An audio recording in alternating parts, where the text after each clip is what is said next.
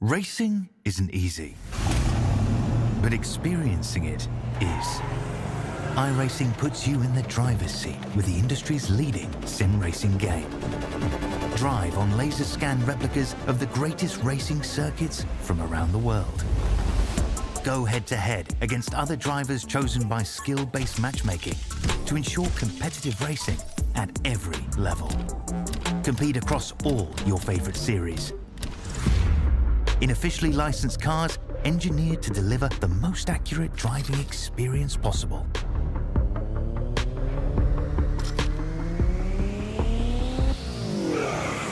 Join a race or host your own with players from across the globe.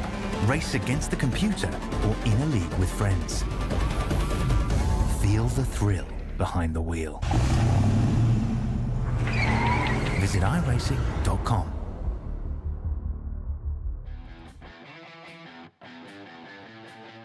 Welcome to iRacing's virtual Charlotte Motor Speedway as it's time to decide which drivers advance to the top 70 for the eNASCAR Road to Pro Qualifying iRacing Series. We're glad to have you with us here on Maconi Entertainment. No matter what you're racing, we can bring the action to life.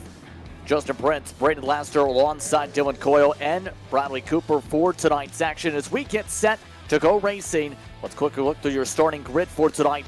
It's your cutoff race real quickly though, Braden, to get your thoughts. The pressure is on for many.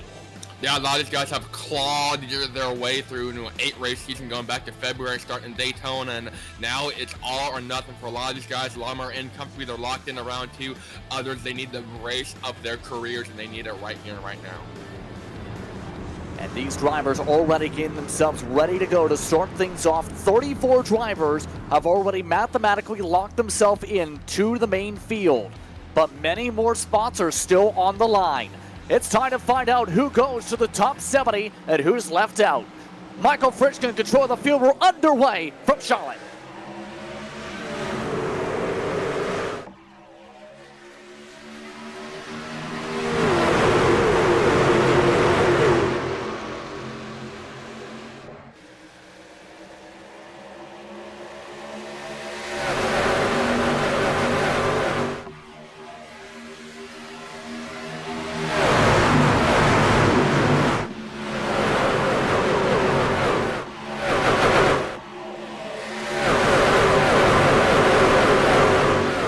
Longest race of the season starts off clean. Michael Frischkin leads the first lap 160.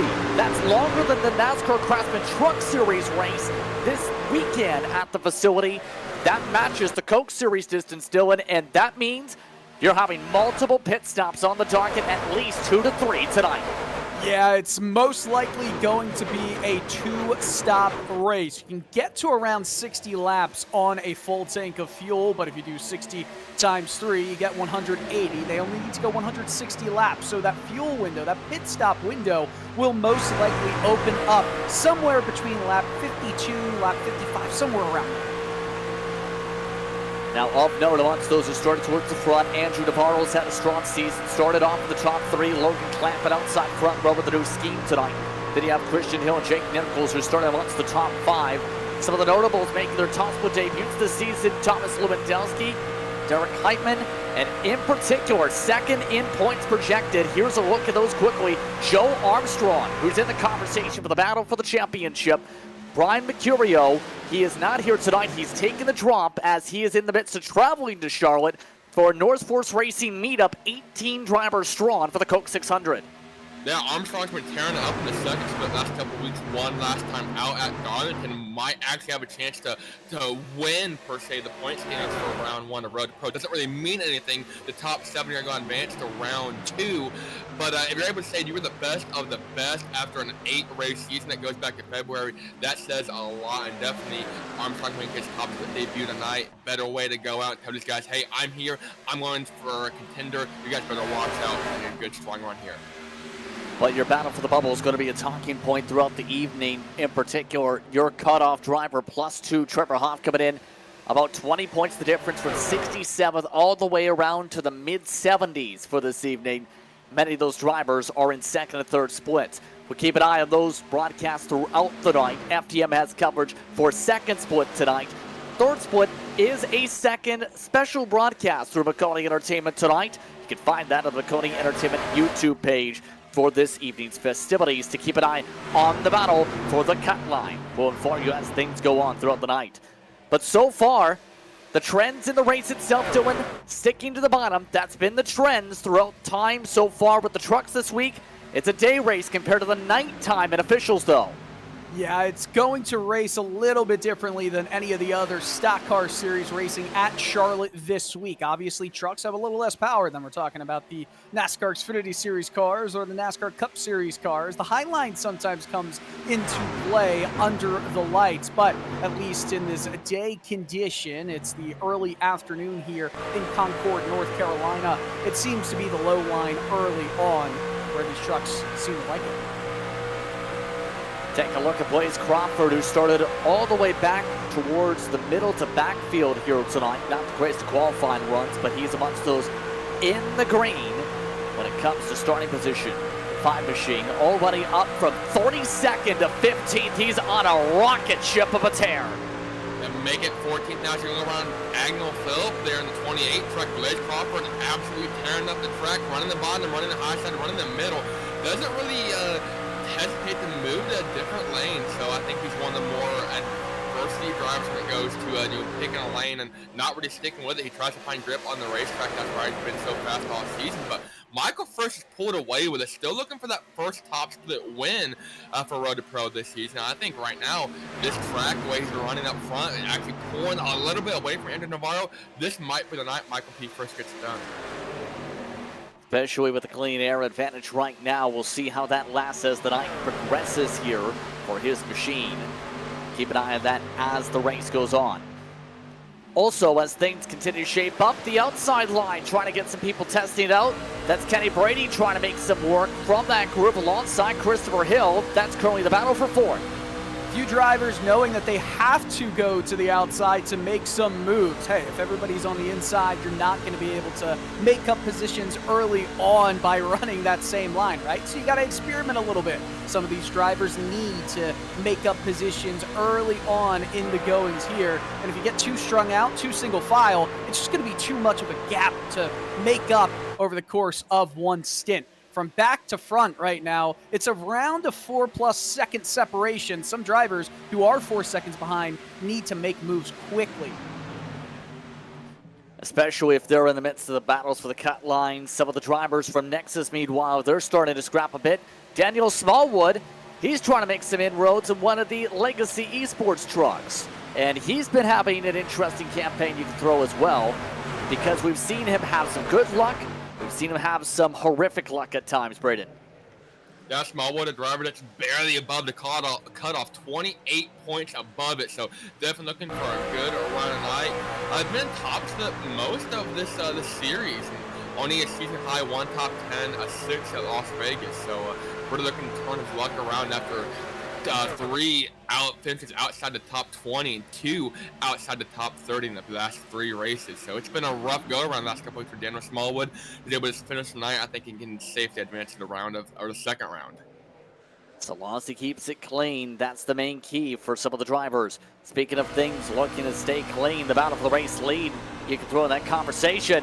Navarro wants to go to the outside. Andrew Navarro looking for the first lead change of the day.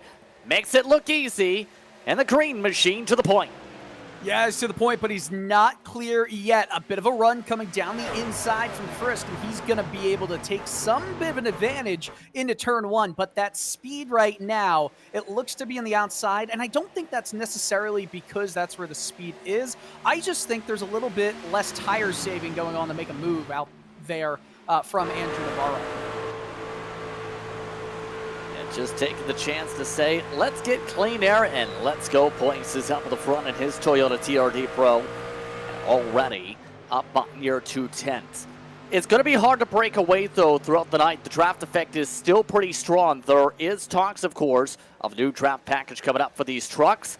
But obviously, that won't be until round 2 at least to be in that conversation, Brayton.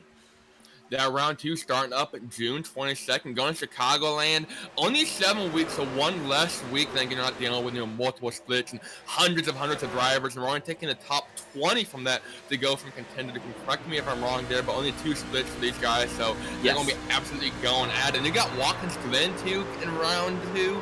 A lot of short tracks per se. You got Milwaukee, Lucas Oil Raceway Park, Rockingham. So that round 2 schedule is definitely going to be very exciting and fun one to watch. Those guys, I'm sure, are going to have to persevere and claw their way to advance and contend for that one. Having to claw his way through in that conversation point, Logan Clampett's Team Conti machine breaking through his first win of the season last time out. And just like that, the NFR machine, Frisch now under attack by Kenny Brady. He's running 31.5s Frisch's compared to everyone else's 31.4s amongst the top 3 as Brady makes the pass high side easy. Yeah, it was a pretty easy move on the outside, but it is a longer race than we've had at all over the course of round 1. So obviously, you have to think a little bit of tire saving here. Most of these races, at least on the mile and a half, have been full throttle pack style racing. However, Charlotte does have a little bit more tire wear than you'd expect over the course of a long run, so it does get factored in. The moves on the outside are, I would say, by drivers who want to make moves early, who want to save later in the run. Maybe chilling on the inside is more of a way to save tires, and you see that line. It still stayed majorly at the bottom, but as we watch from the rear view of one of the trucks, you see that run, it does come on the outside pretty quickly. Taking a look for the back of Jake Nichols still. He's amongst those trying to make some inroads high side. And it's actually done a very strong job in it. It's the 24 truck on your screen, making those moves high side. It seems like the grip's moving up. We touched upon that being the talking point. We've seen that in Maconi Fixed Series action in the night conditions where drivers search for grip. It seems like that grip is starting to become that way where you pinch down Braden, you make the pass. Yes, it hurts the tires, but a little less turning radius in theory from that groove. Well, you got 6 sets of tires in the pit, so I mean, if you're able to get a caution, you're going to see a lot of guys come down, not really have to, try and save tires. They got plenty of tires. They have spares after the race is over to load up and take down the road to them. So I don't think they're that worried about where the tire as far as burning up their tires, but obviously you want to have good long run speed. 20 laps, some of the longer green flag runs we've had, but Navarro's looking pretty strong here. I thought Frisch was going to pull away from these guys, but Navarro having a great run. Think back to race 4, Richmond. Andrew Navarro came into that race as your points leader after 3 consecutive podium finishes. Hasn't finished better than 23rd since. So it's been a rough mid-season round 1 for him. As a matter of fact, after 3 podium finishes start out, he's not even locked in yet. Now, obviously, by taking the green flag here tonight, in theory, he should be locked in. But coming in tonight, if something happened, technical difficulties, he wasn't able to log into the race, he would have been locked in. A lot of interesting math that comes into play here. Let's touch upon some of the math in turn for some of those below the cut line in top split here tonight. Andrew Freenosh is the first of those on that list. 92nd coming in, 121 points back. He is stuck in the back of the field, minus 10 so far, Dylan. You said you expected him a big night tonight. He's gone backwards 5 seconds behind the battle for the race lead, and some of the others are even battling in front of him as he loses ground to said battles. Yeah, this to me is, if it's not him ultra tire saving, getting ready for a run, then I'm not exactly sure what it is. And I say ultra tire saving, but I feel like you're too far behind right now for it to really be an aid later in a run. He's potentially going to lose the benefit of the draft if he doesn't start getting on his horse right now, but I'm confused because it's not like him to run this far in the back, this far off the pace, unless you're trying to save some tires. I mean, if we look in the top 10, some of the drivers who really need to put in some good races tonight, Nichols is maybe the one who's right up top there and needs points as badly as anybody. Is pretty far back in the standings as a whole right now, and without a good run, some drivers are just down outside, not moving into round 2. Nathan Nicholson, Larry Pace, some of the other names we've seen throughout the season in top split in that category. But there is one, 104th, the last eligible, who is also on the move a bit. He's in this pack you've been seeing on screen, Evgeny Mazganov. He's in the 6 truck tonight. He is the last of those eligible. He needs a lot to happen, and he's trying to make some of that happen in the mid-pack in the Ryko truck. Yeah, he's just only a couple points away from being mathematically eliminated, but he's been persevering all season long. A ton of bad luck. He had that top 10 at Las Vegas, but other than that, it's been nothing but wrecks and DNFs. Your team has gone off, and it's been a rough go-around. He showed a lot of promise, a lot of speed, led some laps even, I believe, and right now, he needs the race of his life, and he needs other people around him, especially in different splits. Look towards the bottom of that cutoff. We got a lot of guys in second, third, and fourth split there. He needs those guys to have terrible nights, too. So it's not all in his hands. He can go have the race of his life. He can go win. He can, pass 15 trucks next lap and, lead every lap from here on out, and it still might not be enough. We have some movement up towards the very front, it's worth noting. You may notice some of the pylons start to shuffle because the bottom is starting to work for one driver. In terms of Kenny Brady, he's the fastest on the racetrack. Michael Frisch has gone the opposite direction to 12th position. Is this more tires or is this more gas saving in theory, though? I don't see any reason to save fuel at all over the course of this run. You can't, I don't think you can make it to 80 laps on a single tank of fuel. No. That's 120 miles. That's not the goal. That's ludicrous. Correct. So this is all, any kind of saving here, at least at this point in the race, would be tire saving. Maybe you go longer on your first stint, try and shorten the last 2 stints a bit. I also don't think, you can't go into a strategy formation thinking that there will be a caution, but I don't think this race is going to go completely green. If it does go completely green, then obviously some drivers are going to be hoping that the strategies that they're deploying right now end up working in 132 laps time, but yeah, I don't know. You got to worry about a caution, but you got to plan for it to go green. We were talking about this a little bit beforehand, where this race also opens up a lot of doors in turn for comers and goers. It's been a conversation for the Coke race in particular, where people love the distance from the Coke Series races, particularly the drivers, because there's chances to recover. You obviously don't want to make a mistake, Braden, in the final race of the round, but it also allows the chance for the full speed to come out, and that seems to be the case for some of those that we're starting to really see pop out. Blake McCandless up from 28th to 12th is a good example. Now you talk about drivers coming and going. That's one thing I love about the iRacing split system is, you have to kind of earn your way in your race against guys in your same skill set using the iRacing system. And Derek Heitman, the 33 truck, second last driver to make, actually the last driver to make the field tonight based on ranking.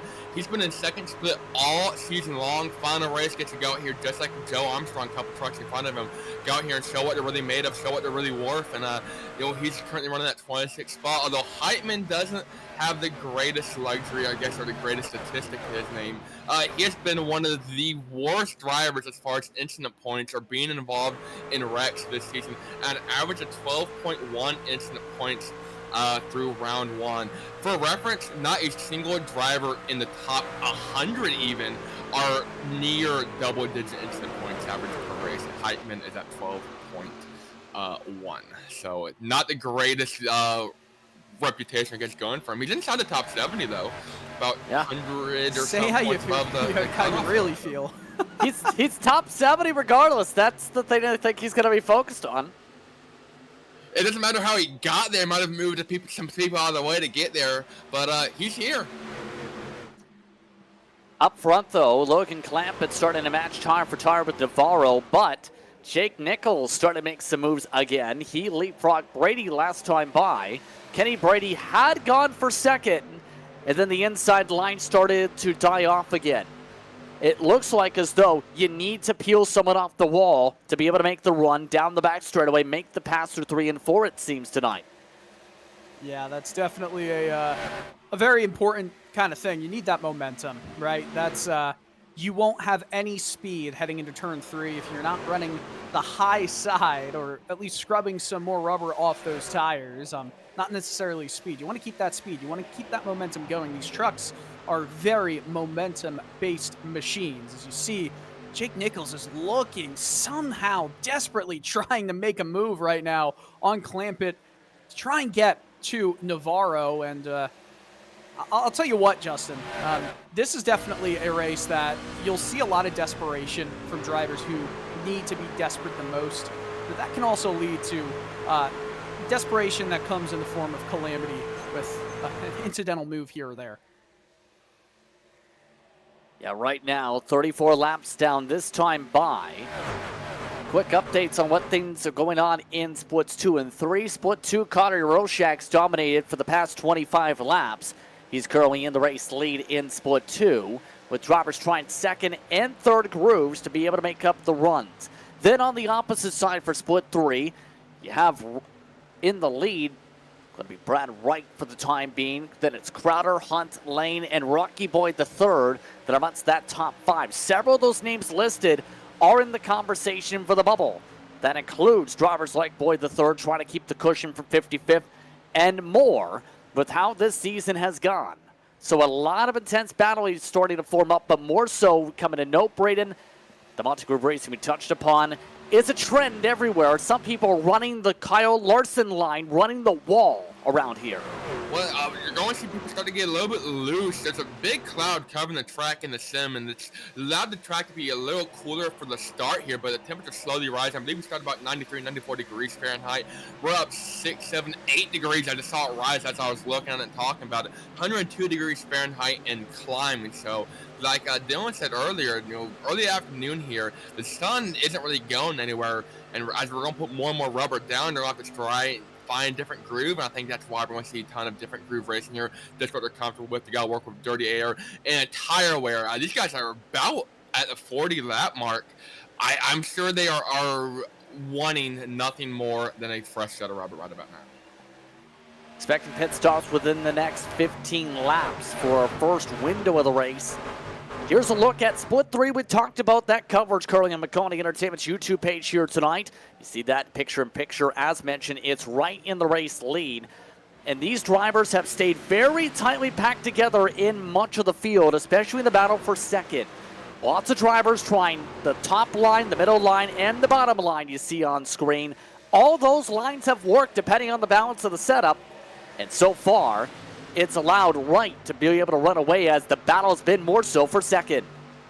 Yeah, it's been an interesting kind of look at both streams, both splits, split 1, split 3, and of course our friends doing split 2. So all 3 top splits here in this final race of round 1 are being broadcast somewhere. I think that's an awesome indictment on eNASCAR and what we've got going on here as we start to split off most of these drivers into the final 70 before we decide who's going to move on to the big series, the Coke Series. That's going to be a lot of fun once we do get back going here in late June.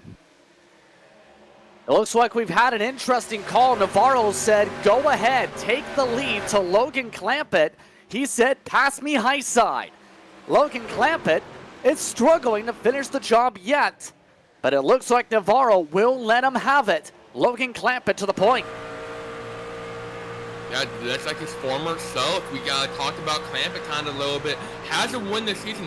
It took him a lot longer, I think, than he would have liked to get that win. I think he's been a half second away from being a multi-time winner. He lost, I believe it was Texas by just a couple hundredths of a second, not even that. So Clampett out front in control once again. Started outside front row, kind of been running the top 3 most of this race. And now you got Jake Nichols also. Everyone in this top 3 started inside the top 4. The only oddball out is Michael P. Frisch, who is still falling quite a bit, down all the way in the 14th spot. So not quite the race he was going, or at least the first 10, 15 laps. He went great for Frisch, but after that, he's falling off pretty hard. Yeah, he is still dropping further and further back, and run gathers up here. You just keep an eye, especially with near contact in front. That's Mitchum, who sends it up hard to the inside of one of the EPI trucks. Nearly made some contact in the midst of the send, trying to battle side by side with Hawkin. Listen, these track temperatures, it's not scorching, but it is hot. We saw it at 102 degrees Fahrenheit. It's led to some higher rates of tire degradation.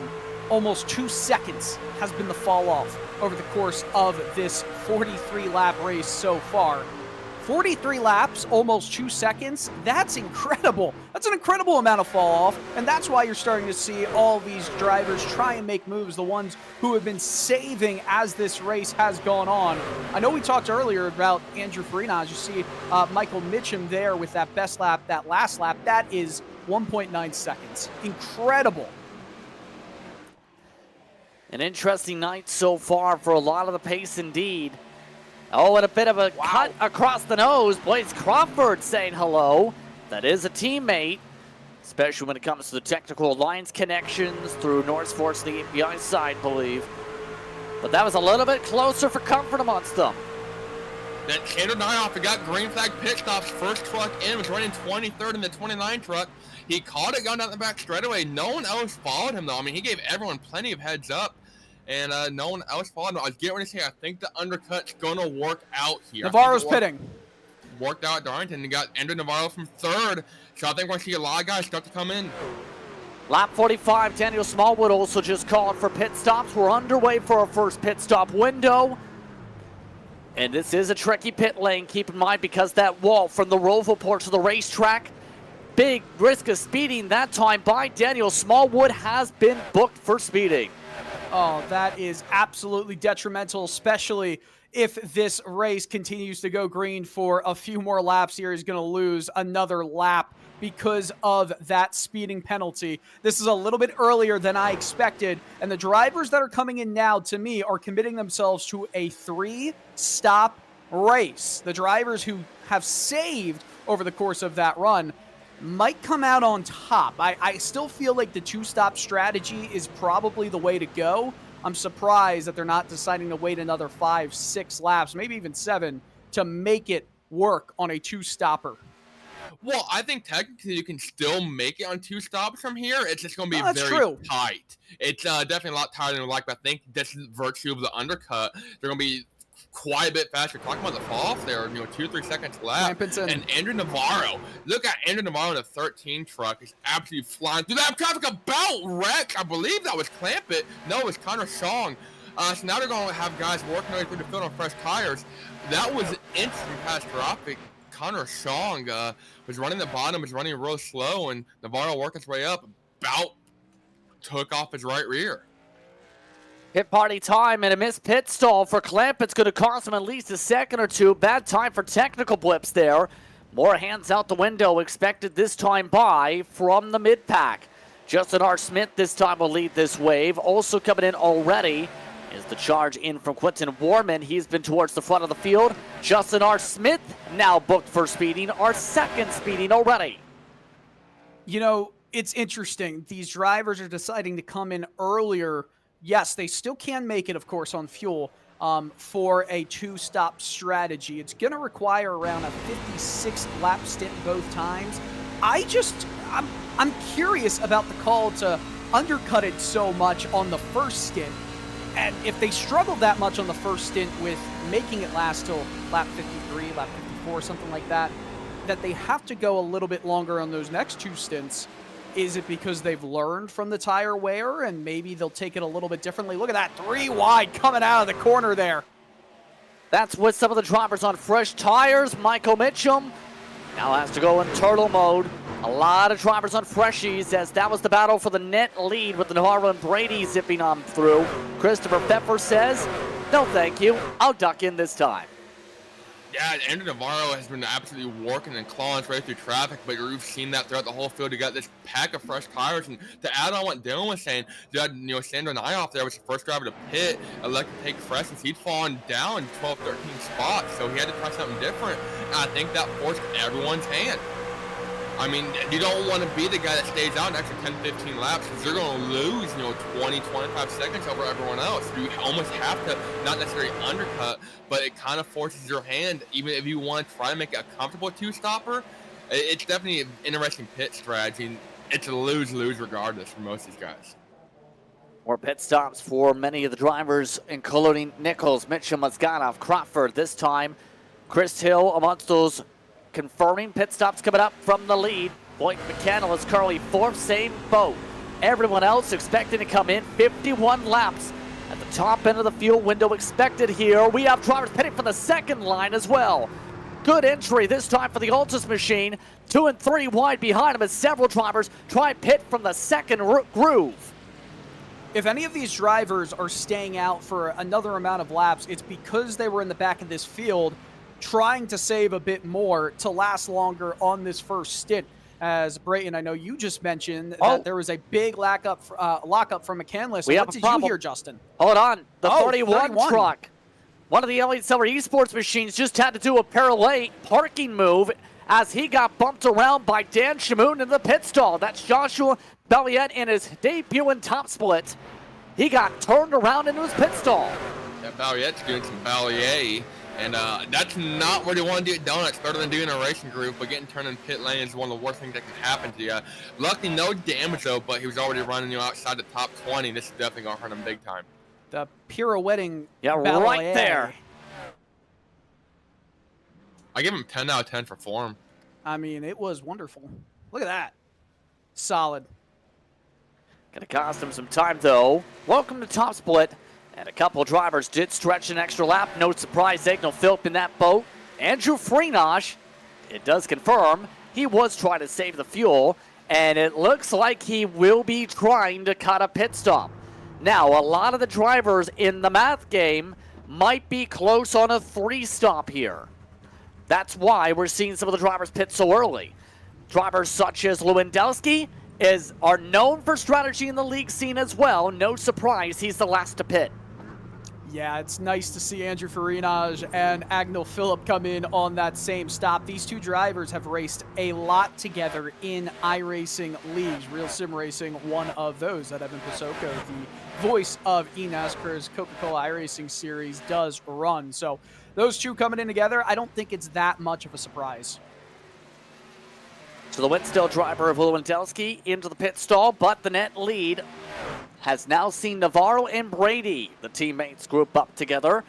That sees them with a large advantage over, how about this, Larry Pace jumped to third in the cycle. Well, we talked about Larry Pace all season long and kind of lack thereof for Pace, and it's not really been his fault. I mean, he's been a guy that goes there, he run consistently inside the top 15, top 20, which for first split typically is good enough to advance to round 2. But just like Newman Musgunov has had a ton of bad luck. And I don't think none of it's really his fault. Some of it is, some of it isn't. But great round right now running that 3rd spot behind Brady and Navarro. And the way these two have been racing, we might see them take each other out here a little bit. And Larry Pace going to inherit the lead. Not expecting to take each other apart from these two, but am expecting a lot of give and take. There it is, Kenny Brady having the fastest on in the mid run. Now he's up to the point. Now looks to work with Navarro to try and run a 2-second buffer between the two of them to Larry Pace currently on the racetrack. Clampett, from his mistake, lost the net lead, but is still in the top 4. Yeah, doing a solid job, nonetheless, of staying within this top 4 running. You know, if you're able to stay in the top 5 for most of this race under green flag conditions, you give yourself a shot no matter what happens at the end of it here. There's still some strategy yet to play out. We don't know exactly where the cards are going to fall for these drivers in this 160-lap affair.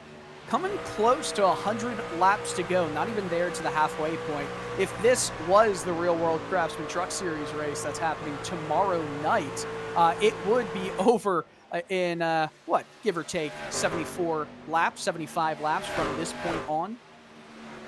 Is that math correct? Yeah. Is that about right? Sure. Sounds good. Look at that move. Nicely done by Clampett on the fresher tires. Remember, Pace was coming in with the not drop included, the only one in the top 5, so this is the run he needed. Others, well, the Nexus gang is trying to build up a lot of speed. A lot of their drivers are starting to come flying. We mentioned in second split, Euroshak was lead before the pit stop cycle. Jose Solis Jr. just took the lead after their pit stop cycle in split number 2. So his 9 machine at the point of note. Eddie Kerner is currently your leader in split 3. So a lot of different drivers showing the speed and flexing the speed muscles. There's a look at third split as they're right now at the same lap distance just about right now. Kerner taking the cycle by a couple seconds. You want to talk about showing their muscles? Navarro is kind of let Brady by. Brady had the much faster truck. They're going for the lead, and Navarro's kind of riding behind him, not really letting Brady pull away a little bit. Tampa went around Pace his past lap for third, and Quentin Warman now behind the Ford truck of Larry Pace, trying to get around him for fourth.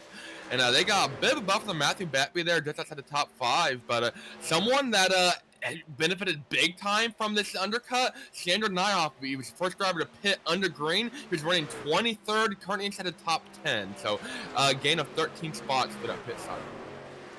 An interesting note going on. I think you've been doing the maths right now. How about a second of fall off already? And these drivers are only 13 laps into the tire run. Yeah, that is quite incredible how much fall off that has been developing with these trucks in this race thus far. And the track conditions right now, it's gotten hotter, 106 degrees Fahrenheit on the track. That just adds to the rate of fall off. You see overcast conditions, 81 degrees. If it's overcast, the sun's not even really directly shining on the track. If the clouds cleared up just a little bit, you can bet it would get a lot hotter much more quickly. A great aerial shot of Charlotte Motor Speedway. You see the right behind the big TV on the backstretch, that's where teams are parking for the race this weekend. Are you trying to make a subtle dig that you're parking there in about a day or two? I mean, I don't know. I asked Brayton if he was racing this weekend, and he said no, and I said, If why? it makes you feel better, when I ran in the ARCA race here last year and spun out 18,000 times, I had to park outside the track, and I had to walk in. I got lost. Me too. That's what I'm saying. Behind the TV, behind the backstretch. Yeah, no, I had to park way away, and I got lost. I ended up in turn 1 and 2 in the infield. I'm like, this isn't right. There's some. That's not where you camper. should. No, I didn't know the ARCA take your route car. was like in turn 3. Well, no, I just walked all the way over there, turn 1 and 2, and there was just a camper chilling there. It's like, you lost, son, and that was a great time. You parked your feet in the infield or near the turn, and you might have parked the car there too. Yeah, I did park it right there in turn 2 twice. So it's a great time. Well, Justin, I know you were talking about NFR, their team bringing 18 drivers, 18 personnel to the track this weekend. Yes, and they're amongst those in the midst of several of them flying out, hence why we don't see Mercurio. He mentioned it a little bit during the winners conversations last time out. Obviously, a lot of hype involving that, and also it's good for team camaraderie because it shows a tight-knit group when you have the ability to not just say, let's have a meetup. Let's have everybody meet up at the same time, at least those who can fly out. Obviously, some having fly-out days earlier than others, but why not? I just want to say that's great that an iRacing team is. We're going to go 3 wide. That's Nyhoff, I believe, in the middle.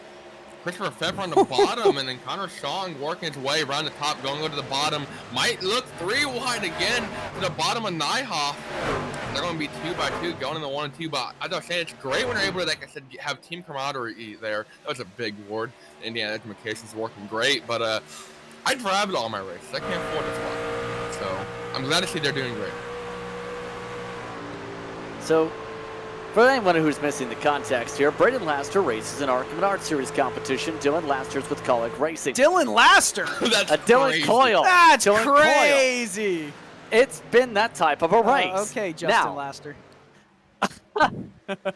Okay, I was about to say, how is it racing on the schedule for those wondering in terms of driving the races? Because, correct me if I'm wrong, you've raced at Phoenix on top of that. Yeah, I drove to Phoenix. It's a 30-hour drive from Indianapolis, so I got the call on like a Tuesday, and we raced on Friday. So I had to very thankful I was able to get off work, and me and my girlfriend loaded up, and 30 hours one way, a lot of quick trips, a lot of cases along the way, and drove back after the race. And it was a short race. I only did like 30-something laps before we got a electrical issue. But I typically drive, like I said, most of my races, and that's what ARCA's about. These smaller drivers kind of going against the Goliaths of NASCAR. And Racing said, I race in the ARCA series. That's a strong word. I'm on the same track as a lot of other cars. Sometimes we're fast, sometimes we're not. But we have a good time, though, regardless. It's an interesting conversation as we keep up with the battle right now around 12 on back as they've been continuing to swap back and forth on the racetrack here. A few more drivers making appearances from the eNASCAR world or from at least this side of it for those who run RTP. Christopher Tate's a good example where for many years, people raced against him on the platform, normally in official races, and then, boom, he's making an ARCA Menards debut in the next few months. Well, let's not forget about some of the drivers who have made appearances in this particular series, in these broadcasts just this year, like Parker Retzlaff, right? He's already a NASCAR Xfinity Series driver. He has raced so much, as you see, getting a little bit loose coming out of turn 2 was Logan Clampett right there. These drivers are very close together, going for the lead of this race, but having drivers like Parker to race against some of these eNASCAR Road to Pro drivers, it's pretty awesome.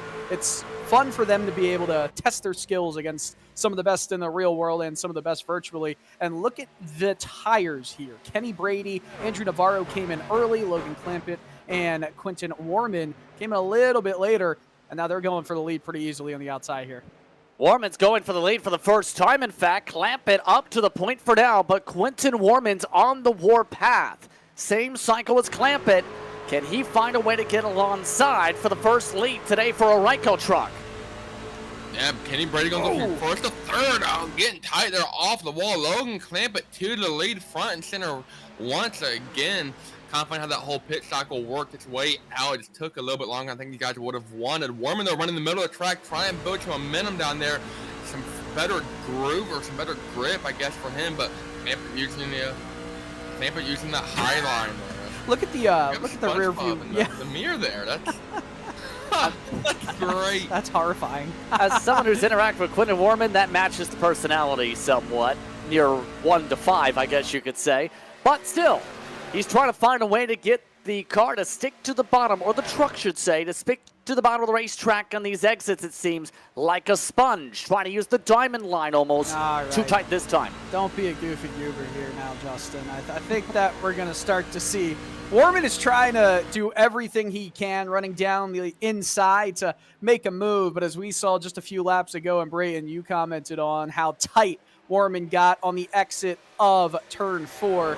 I feel like he's cooked some of his tires and now is going to have to be okay with just sitting in line for a good amount of time before the next pit cycle does start. You got to remember here, Warman, he came in on lap 49. We're around 26, 27 laps on from that pit cycle. Of course, he came in a little bit later than drivers like Andrew Navarro did. Navarro came in on lap 46, or I should say at the end of lap 45. So they're going to be coming in based on that mark in the next 15-ish laps, as you see Navarro getting moved upon by Kenny Brady, who wants to get moving. Well, Dan, I think kind of what you're talking about there, if everyone's trying to go for a two-step, which is what you want to do, right on board, back bumper of Brady as he goes around Navarro, and then Navarro closes right back up.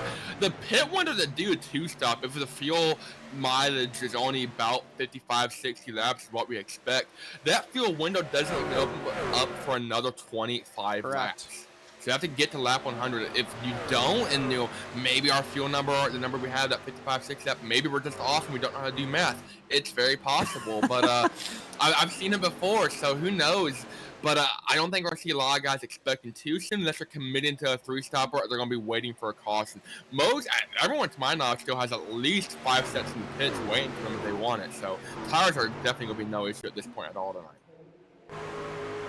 We have some news for you just before the halfway point for this race as the clouds settle over. Well, the cautions have started to settle in splits 2 and 3.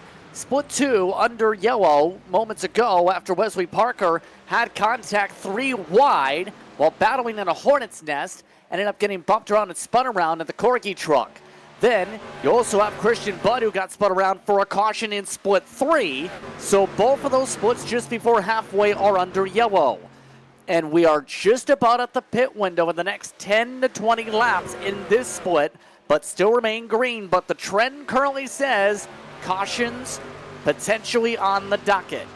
Well, cautions also breed cautions going back to split 3. Barrett Bohemus, who was a driver that's ran in that 4th and 3rd split all season long, had a pretty good showing, was only 2 points below the cutoff. He had a connection issue, or I believe something like that, and then we have a lot of storms going for the east side. So he's unfortunately just really needed one decent, mid-pack-ish run, but He'll have to wait till next year before he makes it to round 2 at this point. Right now in the top 5, separated by about 7/10. Christian Hill's still in that conversation. You know who's having a great race today? Joseph Galata, 27-7, longtime racer at the halfway point. He's joining the conversation too. Back to single file between Brady and Navarro. But as we reach cross flags, you have a lot of plus 20 drivers that are in the conversation to join the battle. That includes Galata. That also includes Jake Matheson, 29th to 8th as well. Yeah, that's a good point that you bring up, Justin. Of course, Matheson, 7th in the standings. I mean, he is more than okay. He's locked in to be in round 2. But, you know, we talk about a driver like Galata. He's someone that needs a good race here, right? Galata is a little bit outside the picture, 132 points behind that cutoff, 94th. Only around 34 drivers still have a shot that aren't in the top 70 at this point, but they're going to need drivers to make mistakes, have problems in front of them. If not in this split, then in the second split or even the third split. Galata, yes, 7th is great. I don't know if that's enough. Yeah, he's going to need even more spots right now for the 7th position. Right now, Blaze Crawford, who was up as high as top 9 as the biggest mover in the first segment of the race, he's dropped to about mid-pack on the strategy. See how he cycles later. Now that we're past the halfway mark here from Charlotte, we'd like to remind you tonight's action brought to you in part by iRacing. The lineup is trained to by countless professional drivers. iRacing is unrivaled as a racing simulator because its creators have managed to capture every last car and track detail to recreate them in a package that perfectly encapsulates the feeling of being behind the wheel of a race car, pushing its mechanical limits on courses designed to test driver skill sets. And the industry agrees. Visit iRacing.com to sign up and become a member today and see if you can run this series next year to try and make a run at the Coke Series. You just did the math, Braden. We'll see if the calculator adds up. Where does the math stand? That Joseph Galata, we talked about a lot of guys needing the race of their lives. Galata, we talked about him a little bit the past couple minutes. Started 27th up to 7th, but he needs to finish at least 5th if he wants any shot mathematically of even making it. And then you're going to need a lot of help from the 20, 25 drivers in front of him in the standings to even make it. So I'm not saying there's a chance, but there's a chance. Well, guys. Hold on 1 second. Yeah, I was going to say, clamp it. He just said he wants to pit this time. He just gave up the lead, and he's coming in on lap 84 to 85. It's a bit of a lockup right there for him, but this is a 3-stop race for Logan Clampett and other drivers. I don't know. This is going to be interesting. This is not a good strategy. I'm not a big fan. I mean, put them out this way. 80 laps to go, 40-40. That could be the call, or 40-30, or 50-30, I should say. I mean, I guess with the tire fall off, we've seen it be 2 seconds over the course of a shorter run on fuel. Maybe it works out at the end of the day because of that fall off, but I still think aiming for a 2-stop strategy is the right way to go about it. Clampett didn't have to do anything that radically different either. He was in the top 5 conversation. He was racing for the lead of this race. He qualified second. It's not like he had to roll the dice and do something wildly different there to win this race. Does he know something we don't know? Well, looking at the math, it's been the math game all season long. Well, Clampett's about to be flying through the field, which one, they're going to add a ton of risk by being with cars that are 2 or 3 seconds fast and just running up on them as Clampett and the number 1 truck, the number 1 truck down in 30th, working his way through the field. I mean, he's going to be taking guys 2 or 3 wide, already is. You're going to see him coming off a turn 2. They're ripping the lip, but you lose about 45 seconds every time you pit. So they're going to be giving yourself a 45-second deficit, but I think you mentioned tire wear there, Dylan. That's I think the only saving grace for these guys is tire wear is a little more drastic than I would have thought, maybe some of these other guys thought. But, I mean, you're only really going to make up just, after a 20-ish lap run, you might make up 30 seconds. It just really depends on how hard you're pushing Kenny Brady, he's coming in too. Matthew Batby's coming in. So a lot of these drivers who pitted early have committed themselves, like I originally thought, that 3-stop strategy here. And just as a note, Quentin Warman, his outlap was lap 49. His first full lap back up to speed with fresh tires was lap 50. That was a 35 lap. Lap 88, a 32.3, so 1.8 seconds of fall off over the course of 32, 33 laps. Maybe a three-stopper is the better idea, but if it goes green the whole way, we're going to see a mixture, I think. I'm sure these guys, Justin, you kind of know what goes into the setup for these guys as far as setup off the track. They have this, some of the top guys, they have the data, they have the analysts, they have the engineers. These guys, I'm sure, do probably full practice races. I'm sure you can maybe give some insight as far as the background and the prep work that goes into a road to pro effort like this. Well, first things first, new race leader, Christopher Hill, as Warman's about to pit. But second thing second, if you can't run a 50, then it's hard to be able to run when it comes to the full show. As Warman just about ran himself in the barrels, think he just got it below the speed limit. And he just gets it in the cones with Larry Pates and Matthew Morton in as well. You're not going to let me finish until the story is ended, aren't you? Of course not. Well, I was going to say, a lot of teams obviously put in the 40, the 30, especially 50-lap runs. A lot of teams I've seen had a lot of those metrics and sheets that we talk about. You know the speed charts I'm talking about, right? The data sets, almost like the SMT. Almost like the SMT for the virtual world, where everyone keeps track of it. Use the mode tech to keep an eye on the ride heights.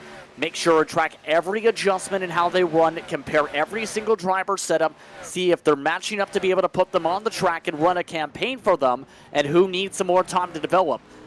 A lot of that balance comes into play. It's taken a bit less time over the years in terms of laps to more around the 500 to 800, some teams have said. But still, a lot, average 1,000. I mean, it's definitely a ton of effort. I know on the coach side of things, those guys talk about basically being a full-time job. So, got Christopher Hill running to the top 5. He's going to come down and get some fresh tires. So, that's going to give Michael Mitchum the lead. Started 14th, and he got Blaze Crawford. Started 32nd. He's up to 2nd. Jake Nichols, we talked about him a little bit tonight, up in 3rd. So this is definitely shaking things up. Michael P. Frisch, though, who was falling off like an anchor. Last time I looked, Frisch was outside the top 20 from the pole. So he might be trying to play the long game here.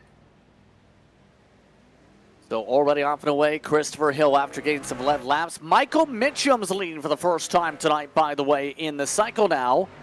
He's got the advantage by a couple seconds over Blaze Crawford. The fall-off difference, again, near a second and a half for most across the racetrack. He's also pitting this time by after getting a couple laps led on the board. Yeah, he's coming into the pits now, and he pitted on lap 53 of this race. So this is another almost smaller stint than the first one for Mitchum, and that's been a trend that we've seen in this race. The stints are getting shorter and shorter. The fall-off is proving to be unbearable for some of these drivers.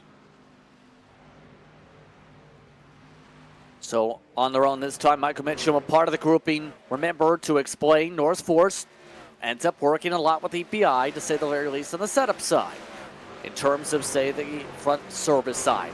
Some drivers run with EPI. North Force builds their setups in terms of the EPI camp. So it depends on what side of the card in terms of your brand on that side for those who have the confusion.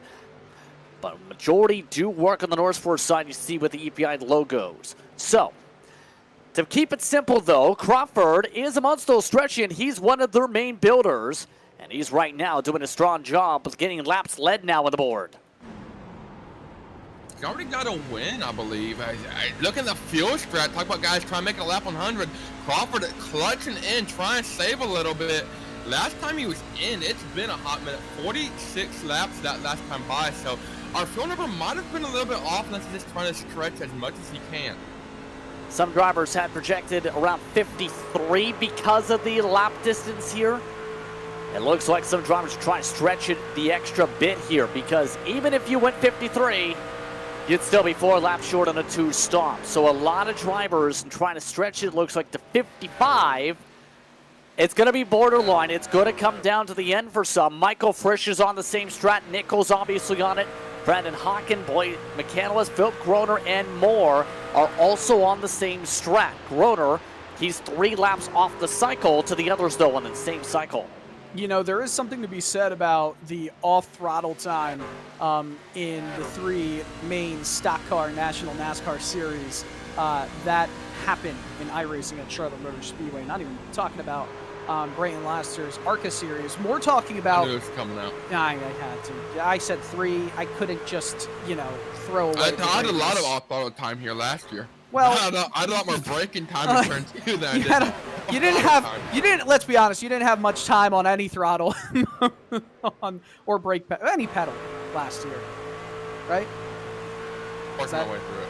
I mean, listen, you're the one who opened yourself up, but I still love you. I hope you still love me. Anyway, I'm talking about the off-throttle time that happens in Cup Series here, or the Xfinity Series, where not necessarily on the brakes that much, but you're trying to modulate the brakes. You're trying to let the car roll into the corners. And trucks, it's not necessarily full throttle all the time, but it kind of is in a way. You're not taking your foot off the throttle that much into the corner. You're not scrubbing off that much speed into the corner.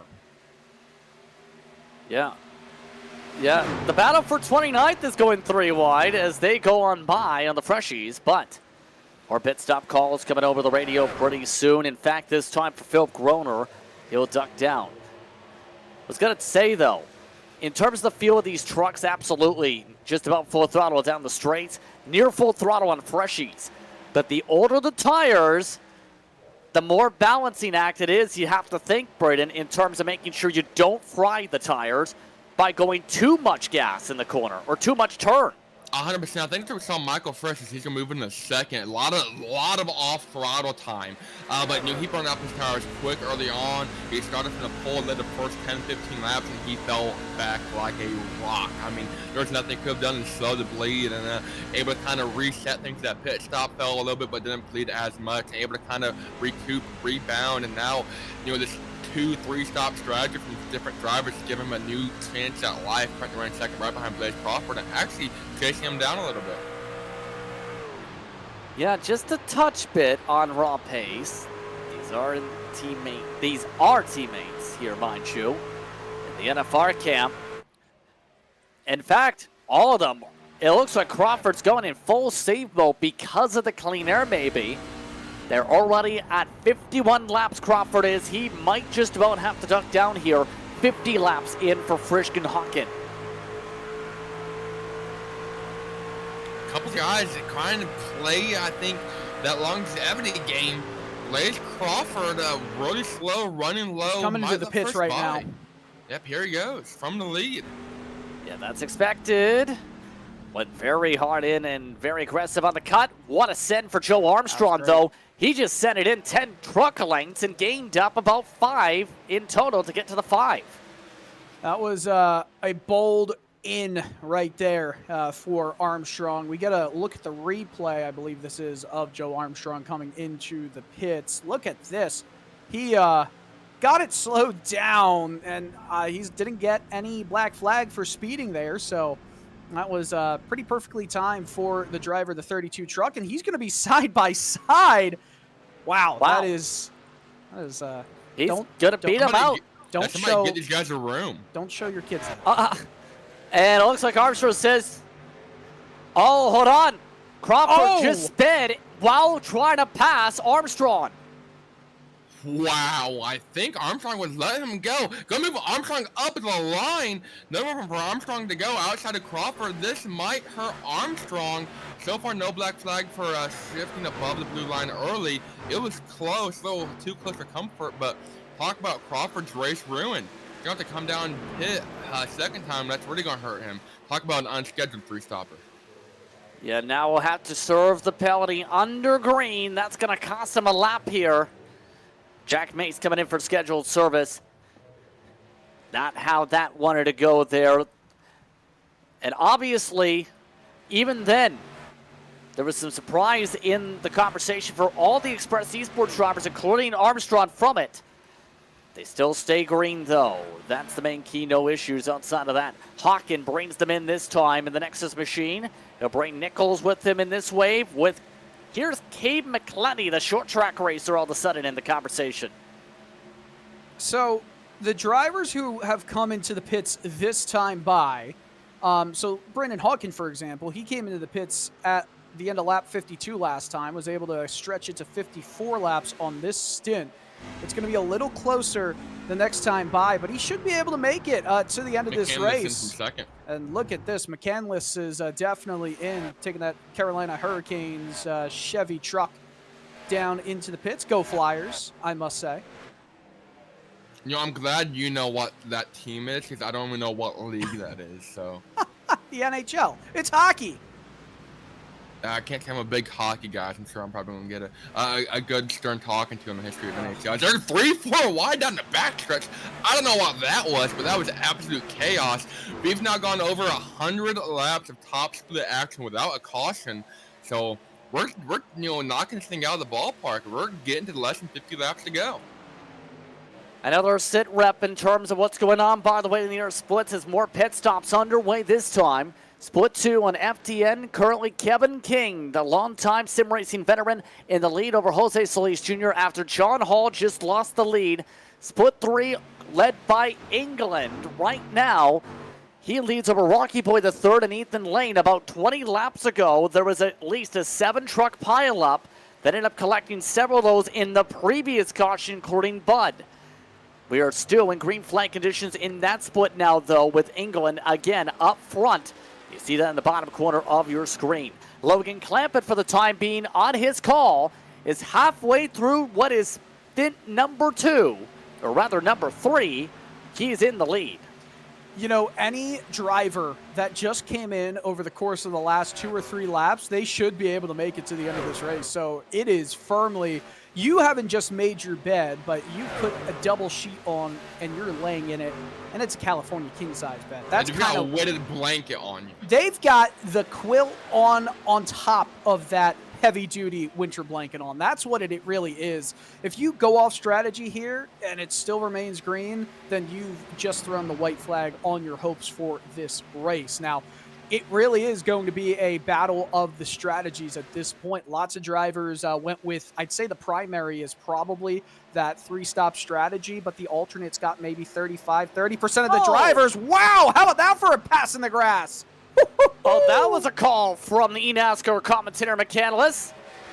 I am not sure there, but that was Freshies at its finest. I mean, when you got grip, you've got grip. You see what happened. Candace coming off of turn 4 had Christopher Hill and Andrew Navarro side by side in front of him, and almost iconic Dale Earnhardt's passing the grass here. But talk about how much grip these fresh tires will give you. You don't have to be on asphalt to have grip. I'll just take the Wood-X, I guess, right? 19 truck there, bottom of your screen. That's Navarro in the 42, and just dipped him a little bit below that blue line twice for good measure. Hurricane truck doing almost as quick of an exit from the playoffs as the Hurricanes did this year. Oh! I don't get it, but that was a good one. I'm so sorry. The Flyers didn't even make the playoffs. I mean, it is Blake's favorite team. In fact, he was actually on camera on the broadcast on TNT, believe, during some of those hockey games. Now, in all seriousness, though, back to the race. Brady is within a second and a half of Clampett. Bit fresher tires here. He's a tenth, if not 2 tenths quicker at the moment. He's bringing Hill, Navarro, Warman, and more with him. We got guys starting to kind of run out that 3-stop strategy. Got Clampett currently leading 30 laps on his tires. I think we can expect him in for a final time in 10-15 laps. About 40-45 laps has been that magic number. I don't know if you want to make that last set last a little bit longer. How do you want to play it with some guys maybe trying to do the 2-stopper? The first driver on the 2-stopper, Joe Armstrong, in 19th. He's going to be pushing it tight. He put it back on about lap 100 evenly, so a little bit past that per se. So it's gonna be very, very tight. Yeah, that's what concerns me. 60 laps. Debut though. I mean, great debut. We haven't seen anyone go 60 laps on one stint in this race yet. So that is still something I'd like to see happen before we say he's firmly in. I mean, I think he's close enough where he's going to try, but he might have to abort and go for a quick splash and dash at the end of this race. Yeah, I was going to say, you Can't really go gadget into a cup car here. The joke didn't land, but the speed is definitely landing for Express Esports because there's been a lot of work put in. As someone who worked with them in the past for a while at least, they had high ambitions a couple years ago in terms of 32 camp for Armstrong and company. I think Joe Armstrong's kind of the result of the product they were looking to put on for this year. I appreciate your effort with that joke, by the way, Justin. I do. But I will say, Joe Armstrong, you know, that effort and what he's doing on track tonight, it's definitely impressive. And I appreciate when drivers try something different, especially when, you know, they're really aren't such high expectations in your first race in split one here. I think that anything where he stays in the top 20 on the lead lap by the end of a race that could potentially go all 160 under green flag conditions, knock on wood, it is a really solid run, and he's got a lot of time to gain still in this race. Now, we talked about Armstrong coming in second in points despite running fourth, third, and second split all season long. Has never finished outside the top 10. Multiple wins across those splits. One in split 2 last time out at Darlington, and then week 1 at Daytona in split number 5. And a couple podiums, a couple top 5s, and actually only one finished outside of the top 5 in general. That was at Atlanta, race number 3. So top split, always a little bit more fierce competition, but he's having a great debut, showing that he's like, yeah, I can run with you guys, and he's going to be a fierce competitor for come around 2 time. Now remember, round 2, top 70, snake splits essentially. You'll see that coverage here on iRacing social media platforms. We'll talk about that more in detail later on. Logan Clampett is indeed splitting the run in half. He's bringing Quentin Warman with them. Pit window is open. We talked about it, expected to see it in a couple laps, and well, we're there. It's only about 6 laps is all it took for Clampett. Decided he's going to come on in. Got some friends that we talked about warming in from 5th and 6th right behind him. So far, that's it. So these drivers will essentially go 40 laps on their tires to close it out. See if this call works out on the undercut. It's going to be interesting to see if these 3-stop strategies are better. And all the drivers on the 3-stop strategies, they're still suffering from a lot of tire degradation. By the end of their 40, 39, 38 lap stints to end this race, they're going to be scrubbing off almost 2 seconds of time over their best lap. Their best lap of the race. Right now, it's going to be their next lap. It's not going to be their out lap, obviously, but the next time they cross that start-finish line, they're about to put on a show of a lap or 2 before they start to scrub off 100th year, 10th year, and a couple more there. Christopher Pfeffer in the pits right now. So even it's so much so that even a few more laps before you get back in, it'll make a difference. Nyhoff on the jacks, also coming in this time, Galata. You know what's made a difference? I know we talk about a lot of track temperatures on the surface. This is now going to become your fastest period to run laps here because the cloud cover just dropped that temperature below 100 degrees Fahrenheit, Braden. It is starting to get much cooler at the end of this race. And it also helps that it's almost 4 o'clock in sim. Yeah, they're going to see a lot of guys start to say, hold my apple cider, it's go time. They're dropping the hammer. It's going to really set the pace for where these guys on the 2-stop strategies, Ludowski, Freenos, Jack Mace, a couple others. We talked about McCandless, who unfortunately got that penalty, but that's going to hurt him. But Nichols and a couple other guys, they're going to start to kind of move their way up through the field here. And we're going to see where they fall in and if guys like Clampett are going to have a shot on that 3-stop strategy. What do you guys think is going to be the winning strategy here? That's an interesting question because I'm still in doubt too about the Fuel Save group. Are they going to have enough delta time on the track to beat the Freshies?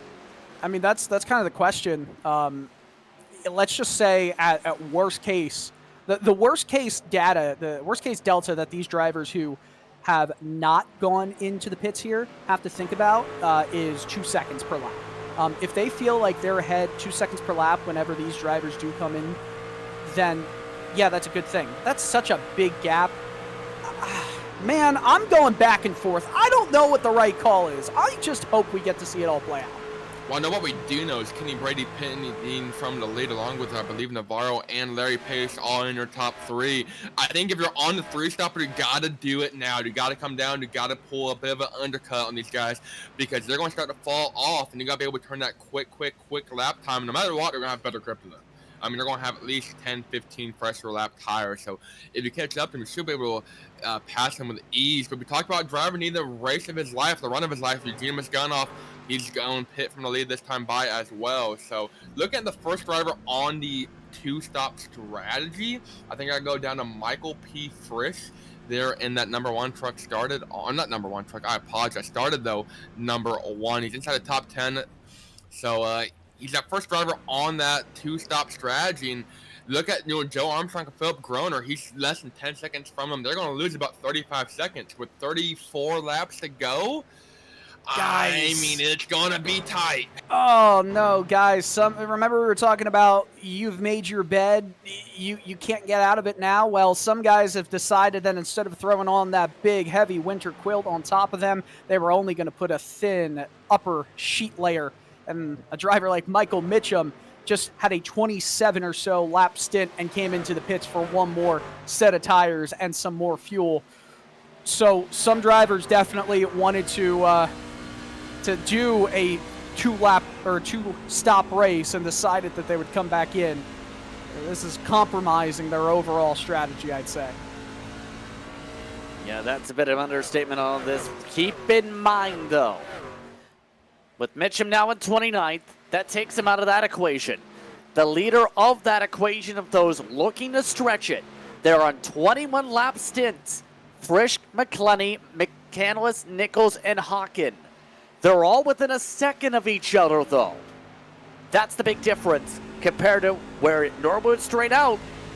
They could technically try and burn each other's fuel up here. I think that's a good point. Looking at where we talked about, they're going to start to level out the playing field, kind of see where everyone is at. Logan Clampett isn't that far behind Michael P. Frisch. The difference as far as tire goes is about 12, 13 laps. Time-wise, he's definitely over a second. So Logan Clampett's going to get around Michael P. Frisch, I think, with ease in the next 5, 10 laps here. So I think I'm going to have to take back everything I've said. I think the 3-stop might work out for some here. Logan Clampett in particular, you can throw in that since he's within the 1 second, you said. That's going to make it easy with Groner, Armstrong, Pio, and everyone else in. These are now your race leaders just up the road. Logan Clampett going to have to play defense, though, because Quentin Warman, all with Christopher Hill, Chris Pfeffer, and more, are still in chase mode. Another couple seconds back as well. So, Justin, what you and I were just discussing in the background here was drivers who, this strategy of going for a 2-stopper, it probably isn't the winning strategy now. And I know we've talked a lot about Andrew Farinas in this one, but Andrew Farinas needs a 51-lap stint to end this race. You can do that on fuel easily. It's just about the tires. Just don't throw it out yet. Don't throw that strategy completely out yet, where that 2-stopper with the drivers who pitted last could potentially do something about it. And I know, Brayton, you're losing your mind over Logan Clampett going 3 wide. I am losing my mind around the outside. Take a look at what he did. He's not on the wall, but he's passing cars. He's going to go from 6 to right on Michael P. Frisch's bumper in a matter of 2 corners. That was beautiful to watch here with my own eyes, and so everyone at home watching this on the stream is loving it as well. To the back bumper for the lead, Logan Clampett to the bottom. He's going to go by Michael P. Frisch like he's standing still. This is going to hurt, I think, a lot of these guys, and I think they realize not only is their bed made, but it's on fire. And now Clampett looks to use all that traffic to his advantage. Can he hold on for another less than 30 laps distance? That's the huge question. The next grouping of drivers on the lead lap in that same cycle group are about to reach the same wave. I feel like, Clampett came in not too long ago, obviously. He came in at the end of lap 120. He's got fresh tires. He's got the lead of this race. it's really a matter of other drivers who came in just after the fact who, like Quentin Warman, if they're able to chase him down. But that momentum that Clampett just got to go for it all, it made a massive difference. But Christopher Hill, he's trying to do the same here. Yeah, he's trying to charge on the inside. He gets alongside Brandon Hawken. Nichols next. Kalani McCandless and Frisch. In terms of those groupings, already he's ditched Warman by at least 3-4 truck lengths, make it 5 with the distance. Hill's got the speed. Despite all the traffic right now, he is quicker than your race leader by 4/10. Oh, that's see a bye. Have a good time. Here comes Christopher Hill, still 2/10 quicker with the traffic, about 2-3 of that fresh tires. So that's how much of a difference you have. And to talk about the difference between Logan Clampett and Michael P. Frisch, over a second and a half already. Christopher Hill, though, going past these two in front of him. That's Blake McCandless in third and Michael P. Frisch in second. They're going to drop down to third and fourth, respectively. Christopher Hill to second. As I try to run down Logan Clampett. There's that distance right now, 1.4, 1.5 seconds. Draft distance in effect about 1 second here. Hill's got fresher tires by 3 laps. Can he get there without destroying the tires? Clampett nearly destroyed the wall. Gosh, Clampett is trying to run away right now from Christopher Hill, but I don't know if that's something he'll be able to do. Christopher Hill came in a few laps later. Talking to me, Brayton? Yeah, don't know if that's something that he'll be able to do. Christopher Hill. No, it wasn't intentional, Brayton. That was great, though. Thank you. You know, he's able to get some great power down the hill from the banking, though, to be able to keep the run going. Well, I'm putting my resignation in right now, so it's a nice broadcast with you guys. But one thing I love about Hill and Clampett, one thing I love about Logan Clampett and Christopher Hill is they're using the whole track. They paid for the whole track. They're going to use the whole track. I mean, they're up by the wall in the straightaways. 1 and 2, they're on a different line. 3 and 4, they're running a different line. And they're changing each other depending on what line each other's running. So I don't know if Christopher Hill is kind of starting to fill that dirty arrow off the back up for Logan Clampett, but he's trying something different. And I think by being so far back, he's able to tell what Clampett's doing. But as he's building closer and closer, just within half a second, through 3 and 4, I think I'll have to start kind of picking it and sticking with it. So this gap now to down 5 truck lanes. And our 10 truck lanes back, don't count out Kenny Brady. He's got even fresher tires than the both of these drivers, and he just got through all the traffic too. He's running another 10th or 2 quicker than the top 2. Wasn't Kenny Brady the one that it might have been Max, but they were 7 laps down at Richmond, and talk about this race going caution free. But one of the Bradys though were 7 laps down at Richmond and came back to finish on the good lap. Was it Max? It might have been Max. It was definitely Max, and I know they were losing their mind that night. I think we were too in the broadcast. We were. Trust me, we were. Justin. Here we go. Race lead. Hill with the run off the hillside. He goes inside to turn 3.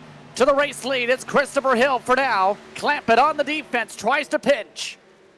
This is exactly what Kenny Brady wants to watch. Sorry to interrupt, but Brady is closing in big time with these drivers. They got Justin R. Smith on the bottom on some freshies. He's going to go by this boat like they're skinny. Still, he's 2 laps down. They'll try and get back to only 1 lap down. To the bottom he goes. Hill with advantage over Clampett running the high line, and Kenny Brady is closing within a second, both these drivers.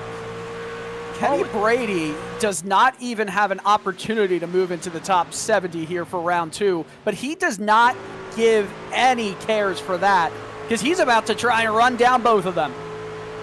It's about to become a 3 battle between these drivers. Can Brady get the run? Now down to the final stretch, 18 laps to go. Right now, he is running half a second quicker than Logan Clampett. He looks for second now. Kenny Brady was a driver. Talk about guys who get to the halfway mark in the season and kind of drop off. He only had 1 top 10 and then 3 DNFs. He said, you know what, we'll try again next year. back for the first time since Richmond that week 4 after he called it quits. And great outing so far. He's get the back bumper or clamp it. He's going to look inside coming off of turn 4.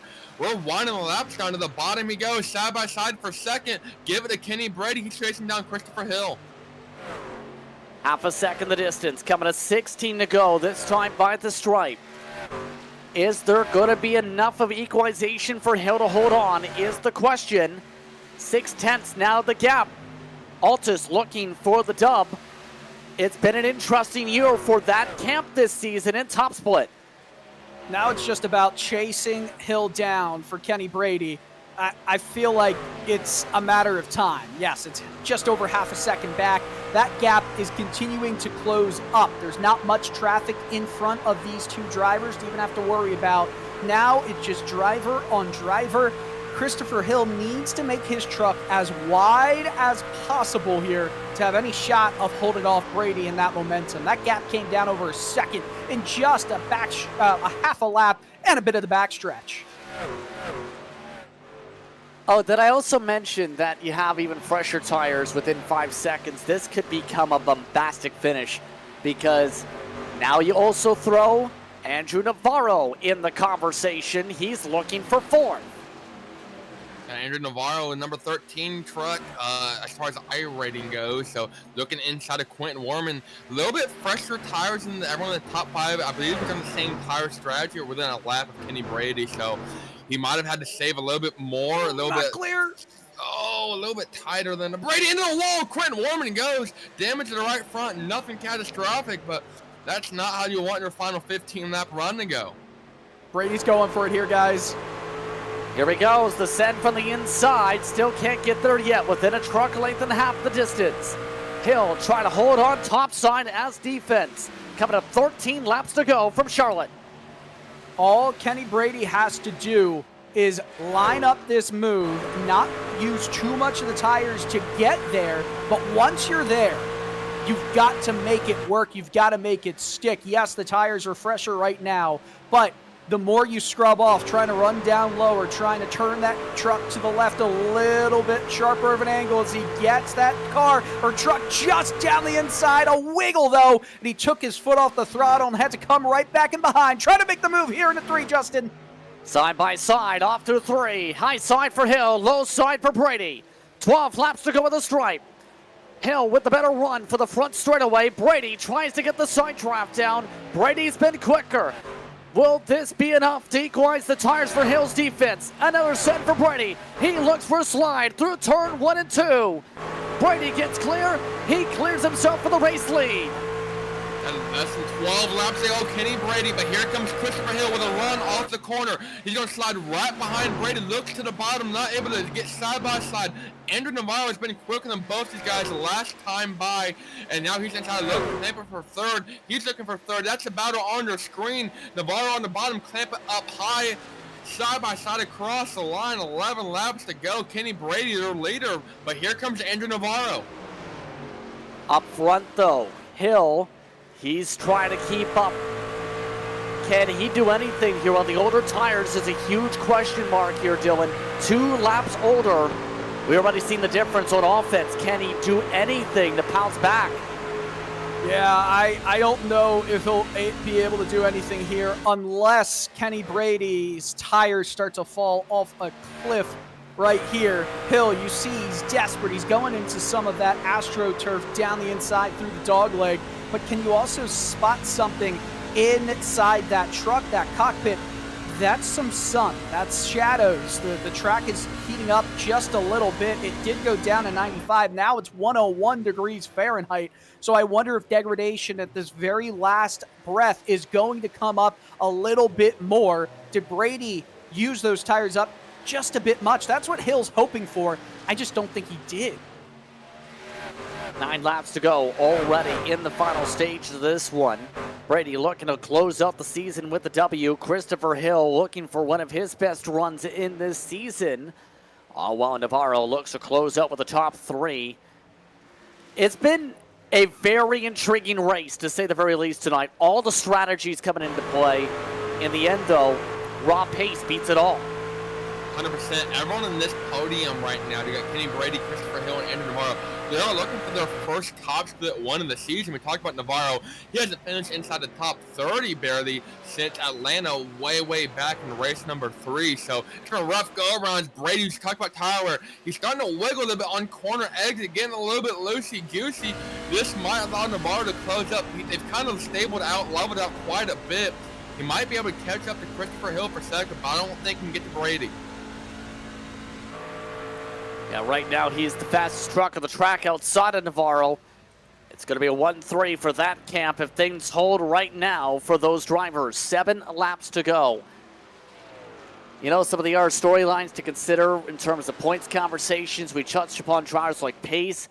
Galata's still in 11th up the 16. A lot of those who tried the fuel strat ended up falling from up at the front early to mid-pack like Michael Frisch, though. That's 100% true. A lot of drivers on that alternate strategy. It did not work out.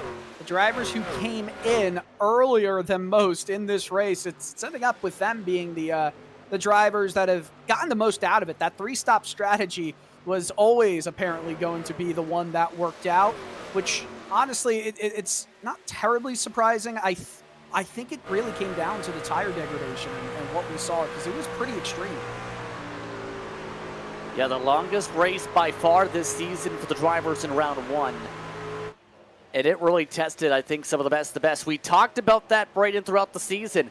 It was going to get harder with each race for the final 4 races in particular. It got very hard at Charlotte.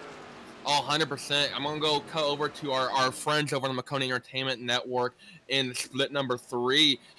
Kerner right now, Eddie Kerner's locked in a round 2. He's leading. They got 20 laps to go, but David Schildhaus in 4th. He needed a great run to advance to round 2. He's currently in 4th. David Schildhaus looking for a great showing, great point stack for him. He's able to get us. There are tearing some stuff up, though, big time. Yes, under caution. Sorry, I was about to say, speaking about tearing stuff up, that's the only thing that Kenny Brady is just hoping does not happen over the next 2.5 laps for him in this race. If this race stays green, I think it's his to lose, but caution changes the game. Don't jinx it. Don't jinx it. It already happened to Blaze Crawford tonight. Don't jinx it. Side by side, Warman and Pfeffer. This down to 3 to go. Yeah, Brady's on the radio, pleading with drivers working that deal. He's going to put Jack Mace 1 lap down, first lap down for Mace in the 29th spot. He's got Joshua Ballier in front of him. We talked about him doing that ballet move in the pit lane. So it's going to be interesting to see if he catches him, if he holds him up at all. I don't expect him to, but Kenny Brady is looking for victory tonight. He's not in the running and make it around 2, but my gosh, that truck is awful loose. 2 laps to go. He's already been telling drivers, just go ahead, around him like Jack Mace this time. Just needs to keep it clean for a couple more moments to be able to pick up the W here at Charlotte. What a race. Can he hold on for another lap and a half? I don't think there's a question of can he hold on. However, he just has to get through a little bit more of traffic in this very uncomfortable manner as he starts to see Barney the flagman wave the white flag. All that separates him from winning this race is 1.5 miles to go. A green flag to checker type of race. 1 to go, presented by Maconi Entertainment.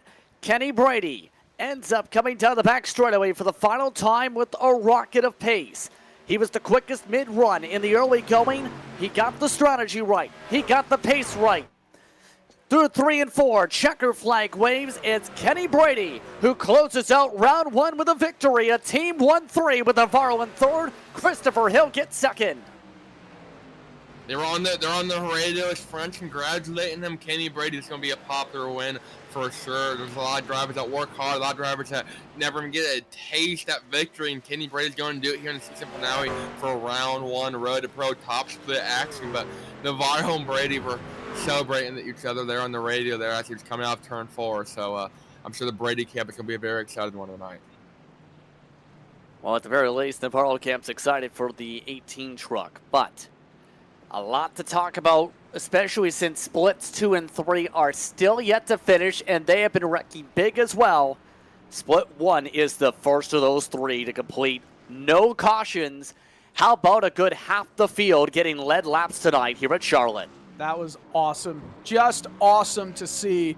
I'm shocked that there was not a single caution. We've seen races in this series in the top split be caution fests this season. We've seen some with just a few cautions, but having the longest race of the year go completely green, outstanding job by all the drivers involved. Celebration time at the front straightaway. We'll take a step aside. We come back, post-race results and post-race coverage. Also break things down as the final stretch for the splits 2 and 3 come down to the wire. We'll take a step aside. You're watching iRacing social media platforms and Maconi Entertainment for coverage of the eNASCAR Qualifying iRacing Series from Charlotte.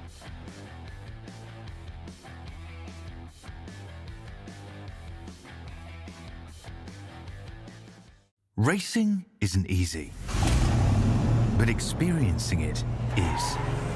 iRacing puts you in the driver's seat with the industry's leading sim racing game. Drive on laser scan replicas of the greatest racing circuits from around the world. Go head to head against other drivers chosen by skill-based matchmaking to ensure competitive racing at every level. Compete across all your favorite series. In officially licensed cars, engineered to deliver the most accurate driving experience possible.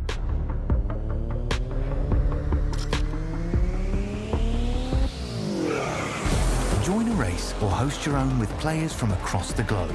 Race against the computer or in a league with friends. Feel the thrill behind the wheel. Visit iRacing.com. When you want to be the best, you can't settle for the rest. For anything on iRacing, there's just one name you need, Maconi. With the launch of Maconi Entertainment and Maconi Competizone alongside Maconi Setup Shop, we now provide the best of the best in setups, paint schemes, coaching, broadcasting, and event organization. With cars across all 4 license classes, we have what you need to hit the track with confidence. Grab a subscription and save money while going fast at MaconiSetupShop.com/subscriptions. And remember, at Maconi Setup Shop, there are setups, but your victories.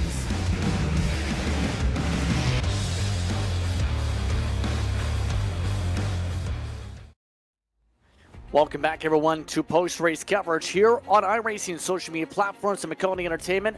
I'm Justin Prince alongside Braden Laster and Dylan Coyle. And what was a green to checkered race, all 160 laps going green. What a race and what a run, Dylan. Yeah, that was absolutely unbelievable. It was a battle of strategies, and around 65, I'd say 70% of the drivers went with the primary 3-stop strategy. I think what we were originally thinking was it would probably be a 2-stop race, but the degradation was massive. 2 seconds plus by the end of short 40 or so lap runs, and that kind of forced almost everybody into a 3-stop strategy. At least the race winning strategy was a 3-stopper. I think most of, if not the entire top 10, top 15, had to be a 3-stop strategy. But I thoroughly enjoyed that. It's not often you get to see some of the best in the world go at it with strategy really being such a big factor. So I'm happy we saw that. Green flag, 160 laps at Charlotte. Man, it's going to be more than what we see tomorrow night from the Craftsman trucks. Well, on that note, Braden, as well as we get ready to look at the results here, some drivers need some big nights. We've seen a lot of those drivers trying to risk it, especially when it came to points like Golan and more. The results are going to be interesting on how they add up for the estimated point tallies for the top 70 that we're about to look at in pretty soon. Yeah, we're not going to have a confirmed number unless we get a little bit closer to the final 3-4 final splits. They are wrapping up, which we're just minutes away from. But I know Larry Pace, driver, finished inside the top 10. I believe it's only actually second top 10 finish, maybe, but actually looking at it now, that's his only top 10 finish of the season with that 9th. So he needed a great points run, and first top 10, definitely no better place to do it than the final race. So talk about desperation for a lot of guys, and they were desperate and they did it. Let's take a look at those results here. Again, Justin Prince, Braden Laster, Dylan Coyle, our producer Broadway Cooper. Here's a look at how they finished out here tonight in Sim. Kenny Brady picks up the win by 6/10 over Chris Hill. Then Andrew Navarro makes it a team 1-3 with Brady. Then it's Logan Clampett in the top 4. He tried some different strategies, still came away with the top 5 over Quinton Warman. Then it's Pfeffer, Morden, Matheson, Pace, and Michael P. Frisch rounded out your top 10 in this one, Dylan. Yeah, and then we continue moving down with Joseph Galata, Jake Nichols, Blake McCandless, and Cabe McClenny is your top 14. Brandon Hawkins, Sandra Nyhoff, Matthew Batby, Eugene Muskanov, as well as Connor Shong and Philip Groner, your top 20 Breton. Yeah, Andrew Freenos driver needed a great run, only 21st place finish for him. Tom Studenowski actually led a couple laps in his top split debut. 22nd, Michael Mitchum in 23rd. Joe Armstrong's road debut night for him, 24th. We'll see him in round 2, though. Might actually come out of this one as a round 1 quote-unquote champion, just bragging rights for that one. Johnny Avila, 25th. Derek Heitman, 26th. Dan Chamoon, 27th. I'm sorry. Joshua Ballet got spun there in pit road during that green flag pit cycle. You saw a lot more than I think anyone anticipated tonight. He's 28th. Jack Mace, 29th. Justin Smith, 30th. Agnell Phillip, 31st. Then Daniel Smallwood, first truck, multiple laps down, 2 laps down. And Blaze Crawford, he is going to be your last place finisher after leading 9 laps, 6 laps down. That's a look top to bottom at your running order here tonight for this one. The drivers already standing on by. We can tell you splits 2 and 3 are still in the midst of attrition. So let's take the time to speak with your race winners. Then we'll update you on how those splits are going. Kenny Brady is the one who picks up the win. Kenny, big pace here tonight. How are you feeling? Oh man, I don't really know. I'm just kind of in awe, I guess. I really just didn't expect to ever really win one of these. And I probably am the least deserving. But I just Andrew just had good strategy tonight, and I just drove the wheels off of it, or I tried at least. And you know, we got it done. What is a race like this like? Going full distance? We ran longer than the scheduled Craftsman Truck Series race, mind you. Same as the Coke distance. What was it like in the cockpit going full green over the course of the past 2 hours? Yeah, it was really fun, honestly. I'm sure a couple of the Coke drivers said it about last night or 2 nights ago in their race, but it gives you so much more time to just create, a strategy to get to the front, if that makes sense.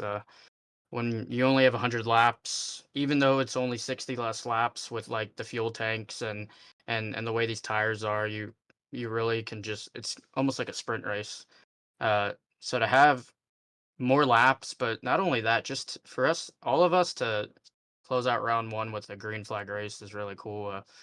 If I had to win one of these, I would have wanted to win it that way, with no cautions and just at a straight up pace. And like I said earlier, we just had the best strategy. Andrew just studied it for 2 weeks, and I mean, it showed one first and third.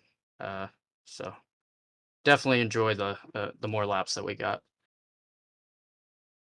So on that note, unfortunately, based on the numbers, not looking great, obviously, for top 70 is the understatement. What's the approach now for 2024 to plan for next year? I don't know, man. I don't know if I'm not too bummed out about missing it. Um, Obviously, it's been a rough couple years going through the round 2 and trying to get into the higher levels of the sim race and stuff. So where I'm at in life, with you know my living situation and my job and my girlfriend, it's not too big of a miss, and I've just been kind of trying to enjoy iRacing more just for what it brings, let alone just the pro side. I feel like when you get caught up in pro sim racing, you can grow an ego and think you're, some big guy, but at the end of the day, everyone's the same and on the same level. And so that being said, I don't know. I'm just trying to just enjoy everything I can do and enjoy being on with my friends. Andrew, Peyton, Bladen, everyone that is on my team, Dustin, Julian, Ethan. That's just what it's all about, really. Sim racing is just about having fun. That's what I've been trying to do, not take it too serious. Once again, that's Kenny Brady coming away with the win tonight. Thank you very much for the time, Kenny. Yeah, and just if I can just thank a few people. I've been doing this for so long. Just my dad, my mom for always watching. My sister, my brothers, Max and Nick. They've always supported me and just at least watched and helped me. Andrew Navarro, he I have don't have the best reputation on here, and he has always stuck behind me and understood me for me. And it doesn't mean I've been right. I've been wrong in many situations, but he's definitely just been there as a brother, and I can't thank him enough and his family. Martin Sports as a sponsor, they've been behind with me for about 3 years. So Scott Martin, Sue, all of his family. Nerditudes, Dustin Logston, Bladen Edwards, he made the truck tonight, and Adrenaline Captures. And then Jason Rockefeller, I want to shout him out. He's always been behind me as well. And then last but not least, my girlfriend Lily. She's been a big supporter of my racing. And everyone at Maconi, Jeff, and all you guys, Justin, for putting on this awesome broadcast. It's been a pleasure to watch through round one and the races I haven't ran. And good luck to you guys for a round two broadcast. Once again, Kenny Brady coming away with the victory here tonight. We can also tell you real quickly that Split 3 just took the checker flag. It was Mitchell Hunt who picked up the win there. They're, as you can tell, on very much commercial break. David Schildhaus from Spire is in second for the finish. Ethan Lane came away third. We do have third place standing by for this race. Andrew Navarro, he's with Brendan Laster. Navarro, you sat here and we heard you congratulate your good old bud and teammate Kenny Brady coming across the line. Unfortunately, you came up 2 spots short tonight. Why do you need to take home the dub? To beat Kenny Brady, I had been in a pace deficit all week to him. His best track. I would consider it one of my better tracks, but yeah, there was no beating on an equal setup. But I really wish we could have gotten Chris at 1-2. Would have been really cool. But I'm just happy to finish this race after the past, what is it, 4 races. I feel like I've had Richmond. I feel like I had the quickest car. Dominated most of the race. Got a unfortunate black flag. Nobody could have done anything. Pfeffer's paddle broke. Texas, I just qualified in the back and got involved in a massive wreck. I felt like we had good pace. We never really got to show anything. Darlington felt like we had really good pace there, and then got wrecked during pit cycle. And then and Dover, which is my best track, I really wish I would have made it more than 14 laps. I just made a mental error, and I didn't think he would pinch me that hard on lap 14. But yeah, it's just been a struggle to finish any of these races. So to finish even third, I'm just stoked with the week that I've been having. So yeah. Oh, 100%. You talk about you came into Richmond actually as the points leader after 3 podiums to start the season. And like you're talking about there, a stretch of 4 races going from Richmond and Darlington of no finish better than 23rd, I believe. And finally, you round out round 1 of the podium. Kind of talk about getting set up for round 2. Kenny accredited a lot of this victory to you. Talk about your pit strategy, your pit cycle here. You spent better part of 2 weeks working on it. Yeah, the one thing I knew with 160 laps, I mean, forget just the strategy. The whole setup was built around one thing, and that was to be fast with low fuel in it for those last 35 laps. Um, we tested all week and we saw that, being built for, low fuel, you could still, have a decent pace if you had to be, first and second run that you had to go longer. And we just knew as long as we were in striking distance, we could pit a lap after, lap 2 after, because we were just going to be so fast on the short run that it wouldn't really matter. We were a little bit worried about the 1-stop people. We didn't, or 2-stop people. We didn't really calculate that. So I might have to go in and mess with some math after this race, because that showed that it was going to be like almost 40 seconds slower. And I don't know what it ended up being yet, but definitely got to work on some stuff for round 2. Of course, the truck is getting changed, so that's going to be a big key factor on where balance of power goes. But I feel like honestly, whenever we have spread out races, we are the best truck usually. We don't really do good in a packed up environment. So I'm really hoping that this new aero update is really good, and hopefully iRacing comes through. But I want to thank everybody on the car, Premier Racing Setups, Adrenaline Captures, Martin Sports, Celebrity X Cruises, my dad, my parents downstairs, my older brother. It's his birthday today. So I want to say happy birthday to him. Um, everybody that's helped me out. Um, this one was a tough one, but we ended up getting it done. So really happy to move on to round two, and hopefully continue with the good momentum. 100%. Well, congratulations on your 4th podium in 8 races. So I'm sure we're going to be talking to quite a bit come round 2. Thank you. Once again, that's Andrew Navarro coming away with the top 3 run here in top split coverage. Split 2 just finishing up now with Kevin King in the race lead to close out that respective race on FTN. Kevin King will return to victory lane in eNASCAR in the next 30 seconds.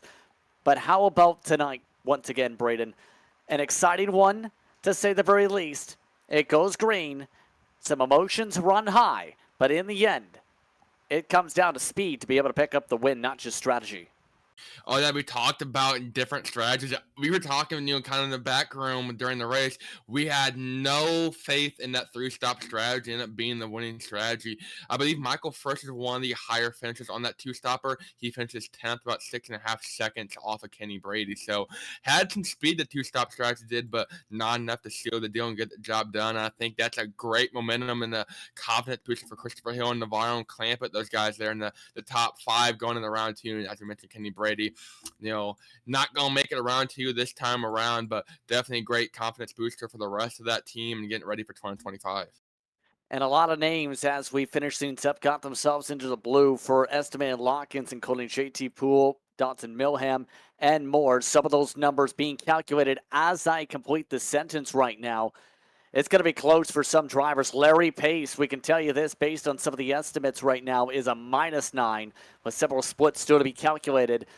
Right now, it would be Kyle Dragun, who would be +7 if it holds, with how splits 4, 5, and so forth go, Dylan. Others, like Joseph Balliet, +24. Derek Heitman, just a +24. A lot of close races after tonight, and some who initially, correct me if I'm wrong, had been in the red with the win like tonight, like Mitchell Hunt, are up +43 with the drop now potentially to think about. Yeah, and I'm actually looking at some of the numbers, some of the stats from a driver like Kyle Dragun's rise through this 8-race stretch in round 1. He got 3rd in the 3rd split, 15th in the 3rd split, 11th in the 3rd split, 26th in the 3rd split, 16th in the 3rd split in his first 5 races. Those results don't say to me someone who can make the top 70. All of a sudden at Dover, he's 2nd split 16th, then 22nd in the 2nd split at Darlington. A run tonight, 2nd split 17th at Charlotte. So rising into the 2nd split, you got some more points, -16 coming into the night. I mean, there's potential. There is potential. +7 over Davala. It's going to be so close here. Most of the results have been compiled from what I can see. I think we're still waiting on a few more potentially from the 2nd split, I think, to wrap that up. I believe it's going to be 4th, and right now I believe it's just 4th split we're waiting on. I think the only one mathematically that can knock Dragoon out is going to be Tyler Davala, maybe Chris Overland. He's going to be tight. Daniel Smallwood, talked about him a little bit, needing a great run. He comes up a little bit short on 93. Went out. I hate it for Larry Pace. I mean, we talked about him, had tons of bad luck all season long. And looking at the active standings there, it had him as a lock there for a little bit. So I don't know if that was just based on the formula they had, and it wasn't taking into account other splits yet. And I kind of got a little excited, seeing Larry Pace, having the blue highlight next to his lane. But as they've slowly added, we talked about, you need help. You can have a great run all you want, but you're going to need help from other drivers. And Larry Pace, 9 points. That's literally only about, depending on where you're at on track, that is less than a position I'm not 100% sure where the points added up for pace here. I can actually tell you. 12 points was the difference between him and Jake Matheson, or 6/10 on the track. So 6/10 is going to cost Larry Pace an advancement in round 2. And again, all that's going to be unofficial until iRacing reviews the whole top 70 and approves those who will get invites to top 70. Some may also elect to decline. That's happened in past years where it's gone as far as 73rd to 75th for those who end up getting the invites.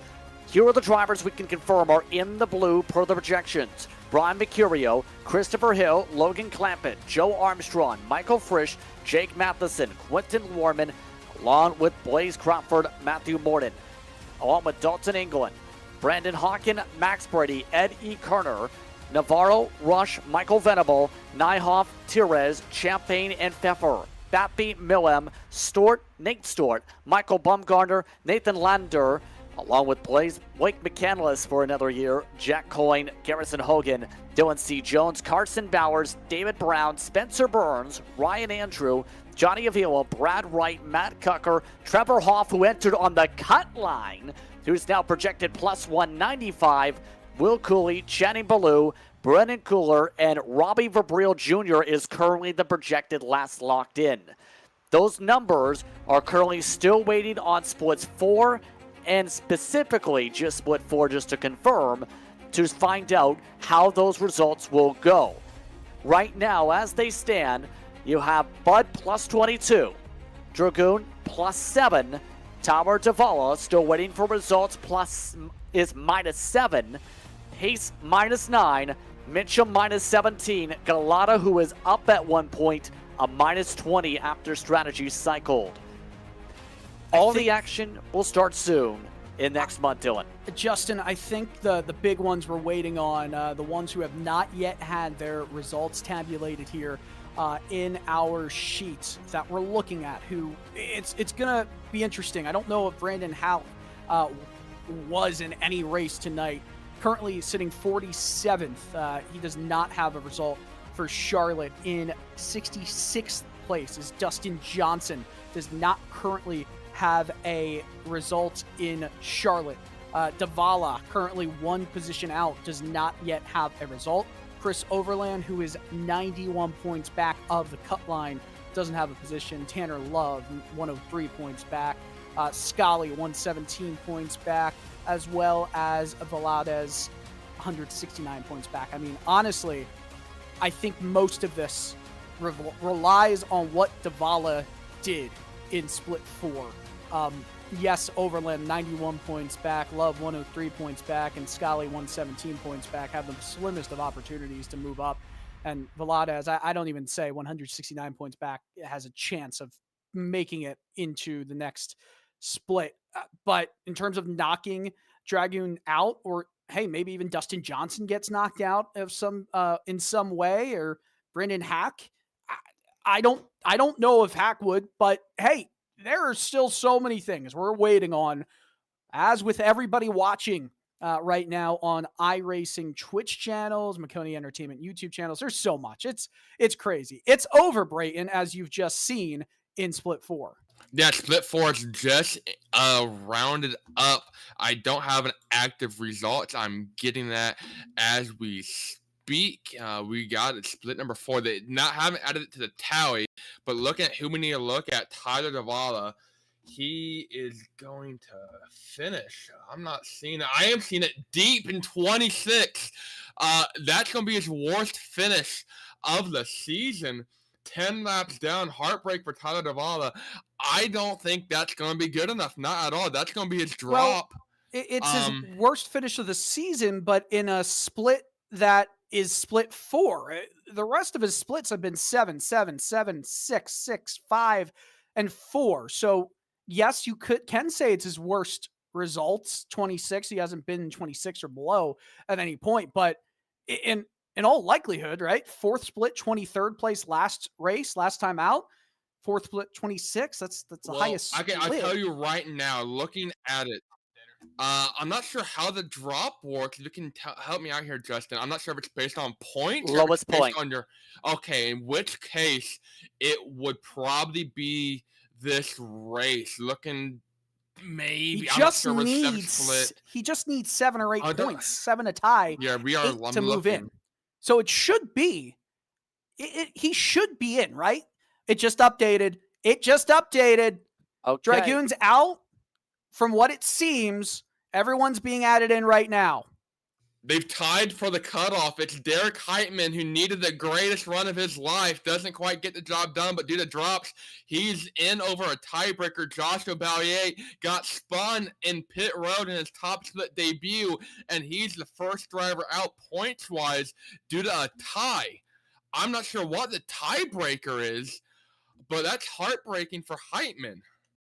Yeah, this is now going to be interesting. Again, here is what is per the sheet. All other splits are below a 2,000 or below a 2,500 remaining. Spencer Burns, 32nd, appears to be in. The rest of the data now being updated within said sheets. Heitman tied with Bellet. +8 is now looking to be the final cut. It is confirmed to be in 69th. Matt Danson was a +14. Mitchell Hunt a +19. Olsen a +35. James Wenzel +45. A big heartbreak, though, for the 72nd runner. Behind that tiebreaker, Christian Budd, who got involved in 2 cautions in the final half of split 3, -2. Then you have Julian Voides -13. Dragoon finishes -17. Larry Pace finishes -26 behind Davalos -24. So the last of the drivers are appearing to be confirmed. That includes JT Poole, Connor Yaronchak, Ashton Crowder, River Hayes, one of the youngest drivers on the platform, Daniel Nanny, Agno Phillip, Dustin Johnson finally makes a round 2, Tanner Love, Brandon Hawk, Nick Morse, Overland, Colton Harvey, McClenny, David Schildhaus, one of the top people at Spire Motorsports this year, Crowder, Fabril Jr., Helton, Nick Miller, Ethan Lane, Chad McGinney, Schleiss, Mace, Justin Smith, Alexander Russell, and then everyone else listed. How about that to finish things out? Again, we wanted to make sure we stuck through as it was going to be close on the points. How about a tie for 70th? How about Matt Danson making it in, too? He was right around that cut point. He is showing his 68th unofficially, moving on to round 2. Big name who doesn't make it in is, of course, Kevin King. He's out. He's not moving on. That's heartbreak. A driver that has decades of experience in the pro level as far as the sim racing side goes, in both the new graphic design world. Heartbreak for him. But I think, like Justin was talking about earlier, they're going to have some guys, might not be eligible per se. They might, deny the request or the advancement around 2, which will move the cutoff line down. But that is so devastating for Joshua Ballier. I mean, being so close. Came in right there on the cutoff line. Rocky Boyd, though, was 75th. He was way below the cutoff line. Good top 20 run for him tonight in split number 3. He makes it in. Mitchell Hunt won split number 3. And, not the greatest series of runs for him, but he's able to get the job done.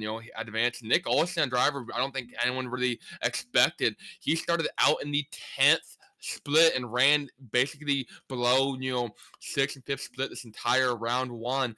He advances barely, so this is definitely gonna be nail biting to see kind of who rejects it. I don't think we can expect many people to, but that's heartbreaking for a lot of these guys.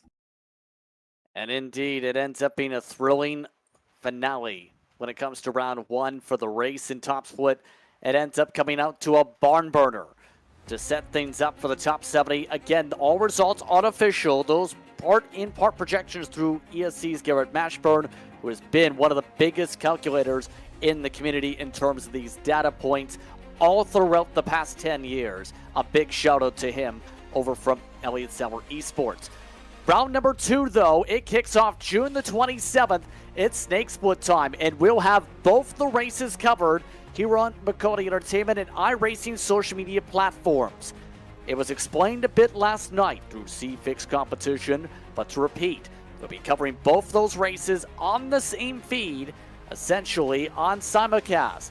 Be sure to tune in when that action heats up June the 27th, 8 p.m. Eastern Time, to see how it goes. As well, it's been an exciting time all throughout this season. Intense competition all throughout round one here on the iRacing service. It's time to wrap things up here tonight. Calling the action tonight was myself, Justin Prince, alongside Brendan Laster, Dylan Coyle in the booth as well. Bradley Cooper was our producer. Thanks once again to all our viewers for watching tonight's action here with iRacing social media platforms and on Maconi Entertainment. Hope you can stay tuned to all our social media pages for our next race. Thanks to the entire team for their work in bringing this racing to you. This has been a production of Maconi Entertainment. We'll see you next time when we're racing in the Windy City. When you want to be the best, you can't settle for the rest. For anything on iRacing, there's just one name you need, Maconi. With the launch of Maconi Entertainment and Maconi Competizone alongside Maconi Setup Shop, we now provide the best of the best in setups, paint schemes, coaching, broadcasting, and event organization. With cars across all 4 license classes, we have what you need to hit the track with confidence. Grab a subscription and save money while going fast at MaconiSetupShop.com/subscriptions. And remember, at Maconi Setup Shop, there are setups, but your victories.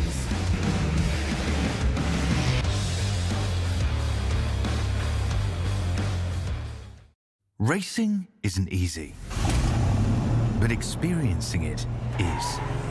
iRacing puts you in the driver's seat with the industry's leading sim racing game. Drive on laser scan replicas of the greatest racing circuits from around the world.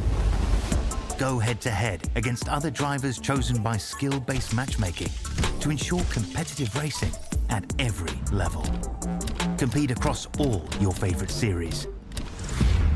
In officially licensed cars, engineered to deliver the most accurate driving experience possible.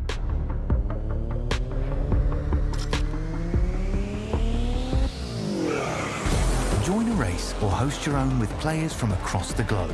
Race against the computer or in a league with friends. Feel the thrill behind the wheel. Visit iRacing.com.